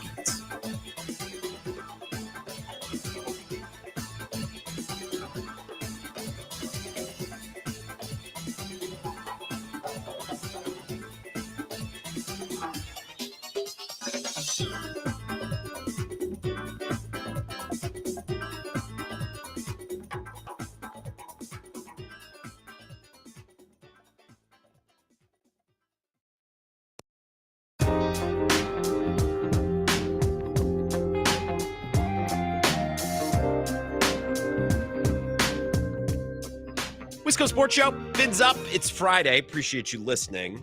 Get back to taking your calls. They're wide open, so you can grab them. 608-321-1670. Won't make you wait as it is a free phones Friday. I appreciate Zach Heilprin. A little bit of an impromptu connection between two colleagues there. I love Zach. And he kind of helped us make sense of the Jaire situation as much as one can make sense of it. There's just not a ton of information. So maybe that means we should talk about something else. But it's been a while since we've really went at it on the show. And Ridge Runner Mark had a good call on it last night. So that's where we began back at 4 o'clock. I'm also just annoyed at the Brewers. What's new? I'm annoyed at Pat Murphy tonight because I just don't understand. I don't understand why Terang just isn't hitting leadoff every night. You know what I mean?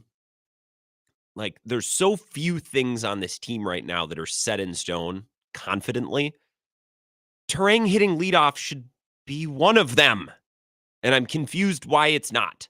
You know what I mean? Like, for example, I'll try to come up with a good analogy for this. So this talk show, there are 4 segments an hour, 2 hours, 8 total segments. It's about 42 minutes per hour that I'm actually on air, right? 46 actually, 46. About 46 and a half minutes per hour. If there's a day where I'm not really sure what I'm going to talk about, it's like, well, there's not much going on, or, you know, maybe the Brewers are playing right now, so we can't really talk about that. Like, there's just days where the rundown is not jam-packed cover to cover with things. Well, then I'm going to sit down with a piece of scratch paper and say, okay, well, what do we know for sure? What do we have for sure? Like, what's the 1 or 2 things we're absolutely going to talk about tonight? All right, we're going to start with that. We're going to put that right at the top, and then we're going to go from there, right? What can I set my watch to? What can I write down in pen? And then we could try to figure the rest out. But with Terang, it's like we're hitting him 9th, and then we're moving him to 2nd, and then he's got the day off. It's like he's one of the few pieces in this lineup right now that's like set it and forget it, or at least it should be. And Murph won't just leave him there, and it's bothering me. It'd be one thing if there's another option. There's not, but Churio's definitely not it. Churio's on base is horrendous. So why? You make the argument, well, technically he's only leading off once. The rest of the game, there might be guys on in front of him. Okay, but the guy who's hitting 9th is Joey Ortiz, who absolutely blows. So, like, he's not getting on. It's not like, well, we expect later in the game Bowers and Ortiz to be on for Churio. Okay, well, I think that to be a silly assumption. I just don't understand. I don't understand why we're making this so complicated. Terang's your leadoff hitter. Set it and forget it, and then try to figure out the 900 other problems that you have to deal with. 608-321-1670. Wisco Sports Show. Who's this? Big Ron in Jersey, Grant. How's it going, man? It's going great, Big Ron. It's been a little bit. What's up? Yeah, Fins Up Friday, baby. Hell yeah. From one grown-ass man to another. It's 5 o'clock somewhere, my friend. That's right. That's right. In fact, it's, well. I was going to say, it's 5:30 here. It's pert near 5 o'clock right here. What am I even saying? I'm going to a poker game tonight. So high stakes? House game. Back room? Yeah, a little speakeasy action. Are you a good poker player? I'm an avid poker player. I used to play because it's online poker is legal here in Jersey. Mm-hmm. And I used to play online a lot, but I used to lose money, and I didn't realize how much I was losing until my wife started seeing it on the credit card bills and seeing the deposits to Poker Stars. So I had about 3 years ago, I had to switch to just playing online, like for fake money. Sure, of course. I just didn't want to lose any more money. And I don't know, I feel like I've gotten better over the last maybe 3 or 4 years, and maybe I can switch back to try, on a sample-based trial basis, try to play real cash. You could. I mean, you could. How do you? Here's what I don't get. How do you pick up tells and how do you bluff on online poker? You know, there's only one way you can do it. And so on online poker, it's always a fast game. So there's like a timer. So you have your picture online, and then there's like a little timer that, and you see the timer going down. Okay. Like around your picture, around the circle. And so you have like maybe, I don't know, 15 seconds to play. And so that's the only tell. Like you can tell if someone's thinking, like you can tell if someone's have a good hand, they're going to snap call you right away. You know, they're going to like, when it gets to their turn, 1 second will go off the clock and they'll call you. And they're like, whoa, okay. So it's a timing thing. Yeah, but then if they take the full 15 seconds, now they're kind of thinking about it, and they're or and they of course want can you play to think games they're with that. thinking about it. Yeah, exactly. That's what I was about to say. You can play games with that. You can make it look like you're thinking. That's what I try to do. But yeah, there's not many tells online. Which is a big part of the game. But you can tell, just from the gameplay, like you can tell how aggressive someone's playing by their bet size and how often they're playing. Like some people will play every hand, some people are folding a lot. You can tell who's tight and who's loose. Interesting. Well, sorry to make you talk about online poker. I just had some questions, so I appreciate you enlightening us. No, I love talking about this poker is a sport, I guess. It's not totally off. It's some kind of topic, sport. They have a World Series of it. with Yeah, continue though. Go ahead. No, the reason I called in, I got a Friday night bet for your listening audience. Take the Padres run line over the Colorado Rockies. So that means the run line means you have to win by 2 or more runs. Okay. And the reason why you bet the run line, so the Rockies are on pace to lose about 135 games this year. They only have 6 wins. And everyone was talking about last year, like the White Sox had a historically bad season. Mm-hmm. So I know some gamblers who have been betting against the White Sox every day, but actually the Rockies are much worse than the White Sox. The White Sox are blowing the Rockies out of the water. The Rockies are on pace to have one of the worst seasons in Major League Baseball history. They are just terrible. And you ask most people, they like the White Sox remain the punchline. So maybe there's a little inefficiency in the market there. There's still some inefficiency in the markets. You got to fade the Rockies. Just bet against them every day. Bet against them on the run line. Because if you bet against like the Padres tonight, you're going to have to bet, it's minus 200. So you're going to have to bet like 20 to win 10, right? So if you bet on the run line that they have to win by 2 or more runs, then you only have to pay like $12 to win 10. So it takes like $8 of risk off the table that you have to risk. And so I've been making some money off that. So that's my gift to your listeners if it works out. If it's not, well, then that's just a fun sports talk radio call then. That's all it is. Yeah, that's all it is. So look, have a great weekend, and I'll hang up and listen to the rest of the show. I appreciate it, Big Ron. You have a good weekend as well. I was trying to look at now I don't normally do this. I don't normally look at the standings, but I don't want to look at the standings. I want to look at run differential. Let's look at the league here overall. The run differential. Oh my God. Holy balls. So there's actually in the National League, there's only 5 teams with a negative run differential. And the Braves are the Braves are -1. So the Braves are basically even. The Brewers are only +3. But then the other 4, the Nationals are -37. The Pirates are -57. They just fired their manager. The Marlins are -65, and the Rockies are -109. Oh my God. Also, why are the Orioles so bad? This is what happens when you don't check the standings until Memorial Day. Is you look at them and you're like, wow, I didn't think it was that bad or that good for some teams. Like, man, the Rockies or the White Sox are only 10-28. That's not so bad, as Big Ron says, when you compare them to the Rockies, who are 6-31. But yet, and this is part of the gambling world, right, is when you're dealing with the public, when you're dealing with the masses, right? You ask most people who's the worst team in baseball. White Sox, not close. Well, actually, it's the Rockies, and it's not particularly close. But more people are going to believe and probably bet against the White Sox or on the opponent of the White Sox. So a little bit of a market inefficiency, fancy gambler word. Big Ron taught me. AJ in Janesville says, is Zach low-key saying the Badgers are going to have a defense this year? I think he's saying they're going to be bigger.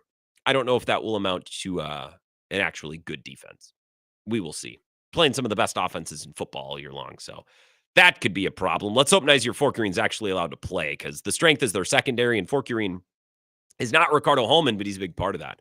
We'll take a 5-minute break. Go back to your phone calls on the other side. 608-321-1670 on a Fins Up Free Phones Friday. This is the Wisco Sports Show with Grant Bills on the Wisconsin Sports Zone Radio Network.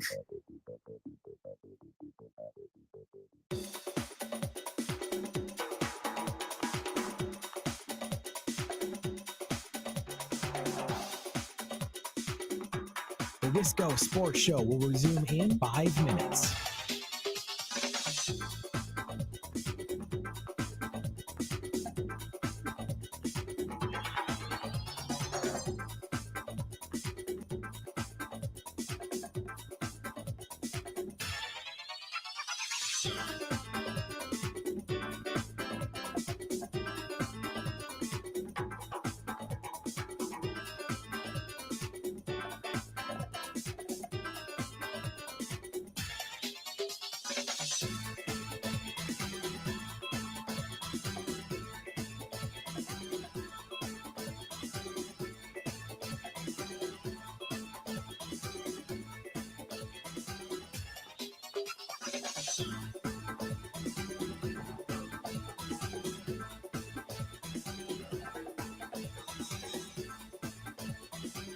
The Wisco Sports Show will resume in 4 minutes.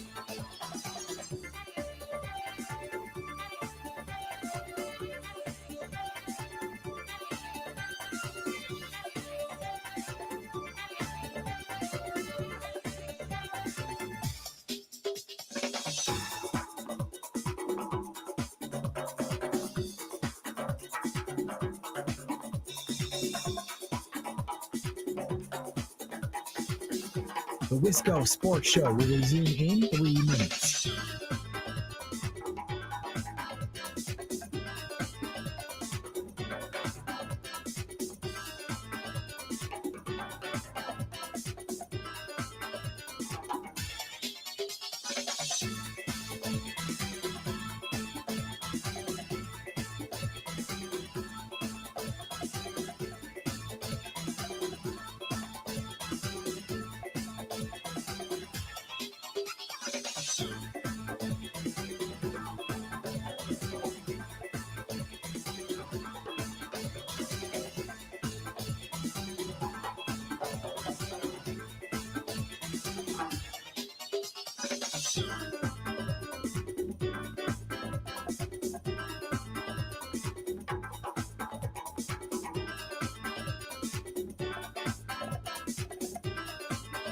The Wisco Sports Show will resume in 2 minutes.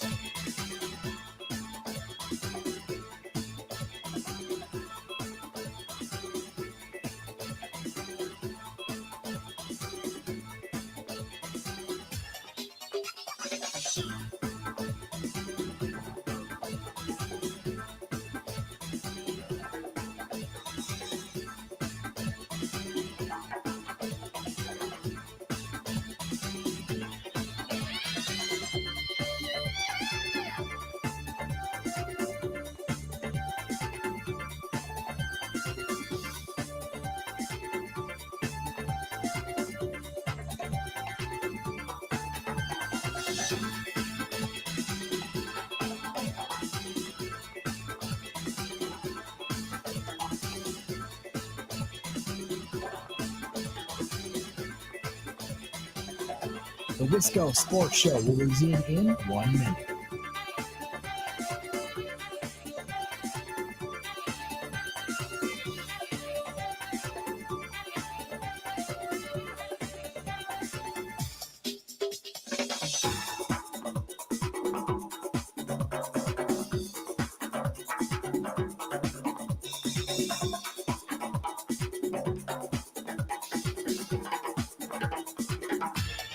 The Wisco Sports Show will resume in 30 seconds.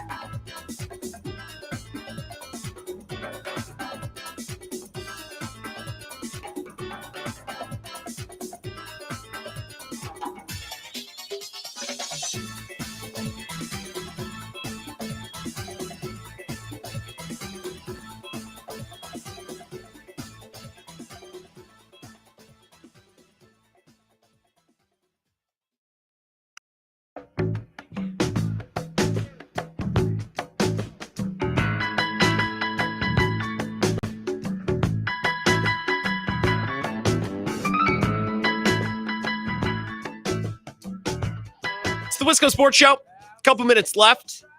Plenty of time to get your calls in if you have anything to add to tonight's show. It's a Free Phones Friday. 608-321-1670. Circle back here for a couple of minutes at least. I have some sound that I really like about Giannis and his future, or lack thereof, with the Bucks moving forward. I feel like I've said that a lot, lack thereof, this week. So I'm trying to stop that. I feel like I'm circling in on that, and I got to stop. But maybe he doesn't have a future with the Bucks. Maybe his future with the Bucks is part of a big trade package that sends a lot back to Milwaukee. Bobby Portis on FanDuel TV, Michelle Beadle and Lou Williams interviewing him, and actually 60 seconds of really good insight on why a Giannis trade maybe doesn't make sense. I just think, man, that Giannis bleed green, though. I think he bleed green, man. I think he bleeds, loyalty. I think he bleeds, wanting that Tim Duncan, Kobe-esque type career, Steph Curry type career where they play with one franchise. Obviously, it sounds really, really good that, Giannis leaves and goes to another team, but like realistically, like if you trade for him, just looking at business wise, you trade for him, obviously he's gonna make $58-60 million. I mean, you gotta trade your old team. Right? Like you gotta trade your old team, and then being able to get him, you still have to put players around him to compete for a championship, right? So it looks like whoever, if you do make a move, you might be in the same position that the Bucks in. So I don't really know how that all shakes out financial wise or whatever it is, but to me, just looking at So don't even bother. So the first part is good insight on how Giannis operates. I don't think Giannis wants to leave at all. And maybe he will grapple with his current reality and what's going on with the Bucks and eventually decide that he has to. I don't think at any point he'll want to. Doesn't mean he won't, but I don't think he'll want to. And what Bobby said at the beginning of that clip there kind of echoes what I've felt. And I think a lot of Bucks fans over the last week, it's like, you know what, actually, I think I'd still be surprised if he leaves, even though everyone is so cocksure of it. That's the second time I've said cocksure tonight, but that's just such a good expression, so I'll allow it. The second half of that is really good analysis, and Bobby Portis isn't exactly the place that I expect to hear this. Just looking at business wise, you trade for him, obviously he's gonna make $58-60 million. I mean, you gotta trade your old team. Right? Like you gotta trade your old team, and then being able to get him, you still have to put players around him to compete for a championship, right? So it looks like whoever, if you do make a move, you might be in the same position that the Bucks in. So I don't really know how. That's what's interesting to me. The Bucks are in this place because they don't have a lot of young up-and-coming players, and they don't have a lot of picks. Well, if you're another team looking to acquire Giannis, you're going to have to give up young up-and-coming players, and you're going to have to give up picks. Now, there are teams, I think Oklahoma City or Houston, there are teams that have enough picks and enough up-and-coming players where you could acquire Giannis and still be in a better spot than the Bucks, but in a sizably better spot than the Bucks, a spot so much better where Giannis feels like, yes, I need to do that or I want to do that. And I also think there's some cities where Giannis is just like, no, I don't want to go there. There's been this noise this week, and it came from a Howard Beck report on Zach Lowe's podcast, but it was misinterpreted. I think what Howard Beck was saying was that what I'm hearing around the league is that expect teams like New York, LA, Miami, big market teams to go try to acquire Giannis. And people took that because no one has a shred of media literacy in 2025 and was like, oh, Giannis says he wants to go to the big markets. And then everybody pushed back against that because Giannis has always said, no, I don't like big cities. That's not his bag. So there are some teams like I could see Giannis playing for the Warriors. I think that's a team that he really respects and likes. And I think he really has a thing with Steph. I could not see him in Miami or New York or LA. Houston's a massive city. I guess I wouldn't know what he feels about Houston. Houston is a trade because they came up short in the playoffs and they do have some picks and some young players. This is Rachel Nichols and Chris Mannix kind of talking about the idea of whether the Bucks should or should not trade Giannis. There is no way you can guarantee me that if I trade Giannis of my own volition when he doesn't even ask to be traded, that in the next 5, 10, 15 years, you have a title contender. I think if you have a chance to get Jalen Green and all of Phoenix's draft capital, you position yourself to win down the line. If you have a chance to get Jalen Williams and all of Oklahoma City's draft capital. Jalen Green showed you enough during I mean, this I last think Jalen Green series can that be a number two. he's the one leading you to the But promised land? no. But I think he can be a good number two. Okay, Jalen Green's and not who's, built to be and a who's the number one? You find him later. Use one of these draft picks down the line. Great. Phoenix. Find him later. Find him later. You're not going to That's win. my argument. Find them later. I'm with Rachel Nichols, mostly because I just don't like Mannix. I don't like his takes. And then everyone in sports media is always like, yeah, that guy's a jerk. I've never met him, but I just typically don't like his takes. He's like, why? The Bucks fans should be thrilled at the idea of Jalen Green and picks or Jalen Williams and picks. I don't want either one of those guys. I'd rather just have 1,000 picks and neither of those players. Like, I don't need. Now, those players need to be in a deal because they need to come up with a salary to match Giannis in a trade. And you can't just, here's 100 picks, we'll take Giannis. It literally can't work that way in the NBA. But Rachel Nichols is like, oh, so you then eventually have to find a superstar anyways? So then just wait. Wait until Giannis is gone of his own volition or wait until he retires, which is fine. The draft picks are a real thing. You know what I mean? Like, if Giannis is a Buck the rest of his career, or he decides he wants to leave in 2 years when he's not nearly worth as much, you would assume. Those are picks that you can't recoup. That's an opportunity cost you can't get back. And I understand that. I do. I said this earlier on in the show too. I just don't think the Bucks are ever going to come away from the Giannis era being like, we're set up great with all the picks and all the great players. I mean, we had Giannis for a while, we won the title, and then we turned the page to this next era, and it's all pudding cups and lollipops and limousines. Like, I don't think that's how it's going to go. I don't think there's a reality where the post-Giannis era is good. So I'm not saying why bother trying, but I certainly am not going to trade Giannis unless he specifically asks to go. Make him ask and make him mean it. Make him be the villain. Although if he does ask, I don't think Bucks fans are going to treat him like a villain. I think most Bucks fans would be like, all right, I kind of get it. I see.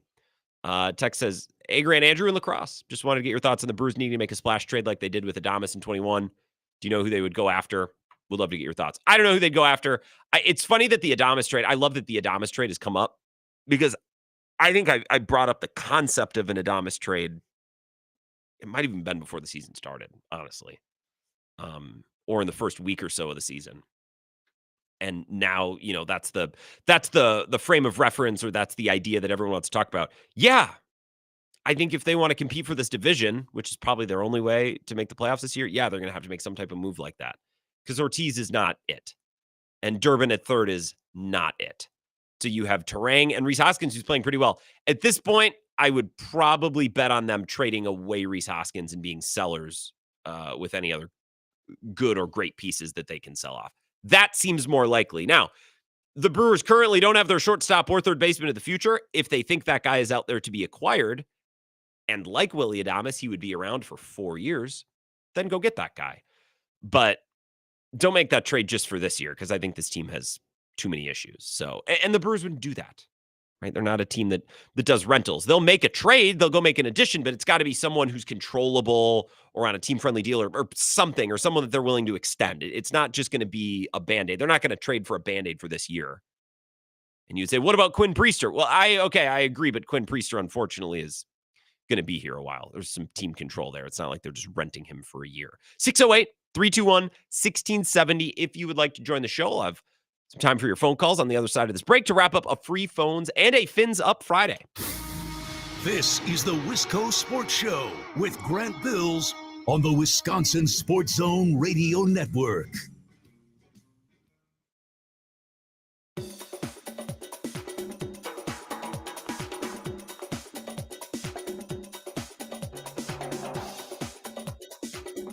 The Wisco.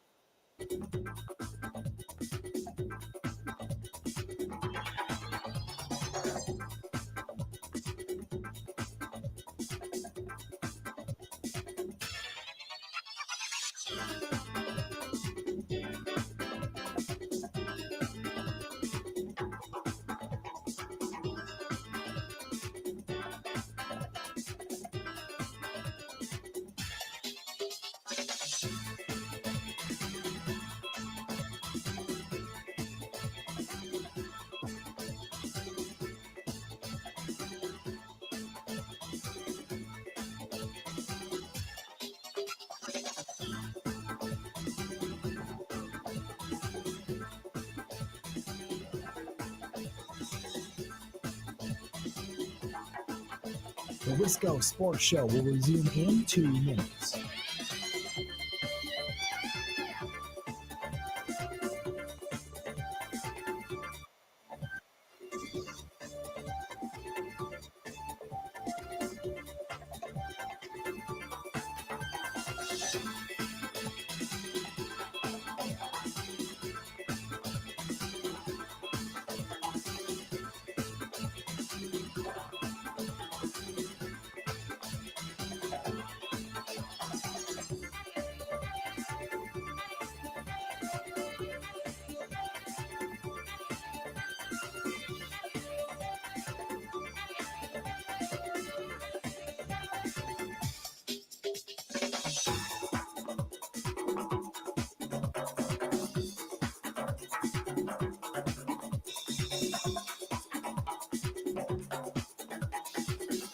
The Wisco Sports Show will resume in 1 minute.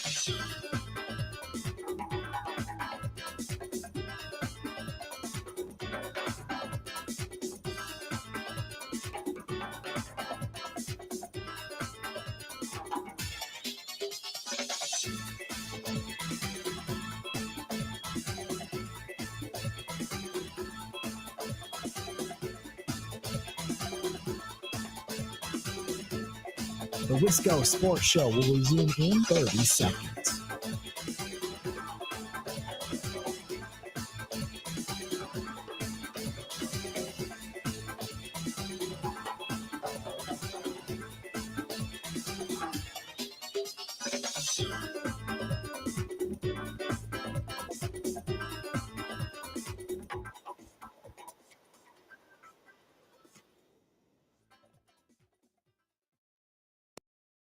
Not only going out to Wisconsin and the great Midwest, we're going around the world tonight, Parrot Head.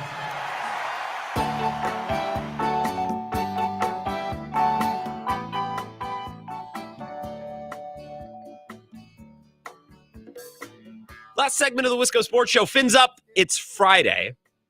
Want to make sure that I don't miss anyone. Free phones on Fridays. So if you have any thoughts for the end of the show, a couple minutes to get you in. 608-321-1670. Q on the live stream with a good point. Can we get some Pope talk? I can give you my take on the Pope. I think the Chicago jokes are now done. We got those all out of our system. It is very cool that we have an American Pope. And it was a good afternoon of Twitter yesterday. It is interesting because I saw 2 stories today about how 2 central players at the Vatican over the conclave were Burke and Dolan. One of them from Wisconsin, another was Bishop in Milwaukee. So not unlike presidential elections, one could argue, based on what's been reported, and it's been reported by Italian officials, so who knows? But because the American media, that's gospel. Who knows?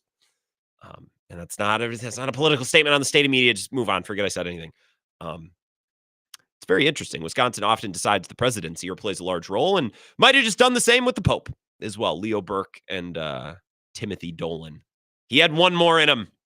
He wasn't heavily considered for this papacy, but perhaps the next. We shall see. That's about all I have to say about the Pope. It is funny. They went back to the White Sox World Series game in 2005, and they found the guy in the TV copy just sitting in the stands, which is hilarious. I also want to know who sat down to watch that entire game last night just to see if they could find him. And then the feeling that person felt when they found the clip and got to tweet it, because attention on the internet, we all know that that's the only thing that matters in 2025. And I'm part of that. I'm the same way. 2 other things that I have to mention. Number one, I went to buy a greeting card this afternoon. It's Mother's Day this week, and I wanted to get a card for my mother. The greeting card industry needs to be humbled. They need to be put in check. Not because of the prices. I actually don't really mind the prices that much. I'll spend $5 or $6 on a greeting card, whatever. The problem is, at Walgreens, I was standing next to 2 other men who I think were experiencing the same thing I was. The cards are just too outlandish. They're ridiculous. It's like, here is a hot pink one with flowers sticking out of it, and then it's got like a cat, and it's got like a saying, and then you open it up, and there's like, you know what I want? I just want a simple card with a nice, like a picture of a flower on the front that says Happy Mother's Day, and then you open it up, and it's, some very brief thing. Like, the point of the card should be you're buying something to write something inside, or put a check, or like the card is a conduit. The card can't be the end all be all. And I just feel like too many cards. It's like, You open it and there's paper flowers, and it's like, I don't want all of the fluff. I don't need all that. Can I just get a very generic card in which to write my message? Is anyone else? This drives me up a wall. I always go down to like the end cap or the very end of the aisle at Walgreens. It's like, do you just have like a rack of just very plain cards? I don't need the cat on the front and then it has the pun, or like moms are like coffee. And then you open it, it says necessary every damn day. It's like, I can write the message. I don't need the card people handling my business. I just need the paper. I need the conduit. And it's not a price thing. Whatever. I'll spend $4 or $5 on a very generic card, but I want it. I know this is stupid. Maybe this is resonating with some people, but it drove me up a wall this afternoon, and I stood in the card aisle forever. And you know what's funny is like, here's the cards from son to mother, from daughter to mother, from cousin to second cousin, from like just we've jumped the shark as a greeting card industry. We need to get less specific with our cards, not more specific. It should not be it should not be the task of the greeting card to communicate your message. I shouldn't just be able to go out and buy a card that perfectly fits what I need, and then I just write my name and give it. That's not what it should be. The card should be very basic, very generic, pretty, and like well designed, but I should need to take time to write a message. The card should not be convening the message for me. I know this seems very specific, but I cannot be the only one with this gripe. I cannot be the only one. It's just me. Q said, I let my kid pick a card for her mom, effing $14. Well, yeah, it's probably one of them with the 3D flowers or the music that plays. And that's cool. That's fine. But like sometimes, like there's no way in hell my mother's listening, but I got her a Mother's Day card and then a picture that I wrote a little note on the back. And then I wrote a note. I just needed something to put the picture and my note inside. I did not need some funny, wise crack about getting older, although that's more of a birthday thing. I know. It is annoying to me. That is all. And it has nothing to do with the money. It's just the fact that I can never find a card that's not ridiculous. All these cards look like party favors, piñatas, and it annoys me. So happy Mother's Day. Do something with your mother this weekend. I'm going to see my mother in about a half hour. She's in Madison. My brother is graduating. He's undergrad at UW-Madison, so we're going to celebrate that a little bit tonight and tomorrow. Looking forward to that. And the Brewers, hopefully not completely dumping down their leg against the Rays this weekend. They're playing, it's very confusing, George Steinbrenner Memorial Field or something field, which is the home of the Rays in Florida. It's their spring training park, which I actually think would be kind of cool. We'll see if they can actually hit the ball and, acquit themselves well. It would be nice. Also, please, Pat Murphy, just hit Turang at leadoff and stop trying to treat this thing like a science experiment. Churio's on base blows. He does not need to be in the leadoff spot. Just set it and forget it with Turang. Have an excellent weekend. Happy Mother's Day to all the mothers. Wish your mothers happy Mother's Day. I will talk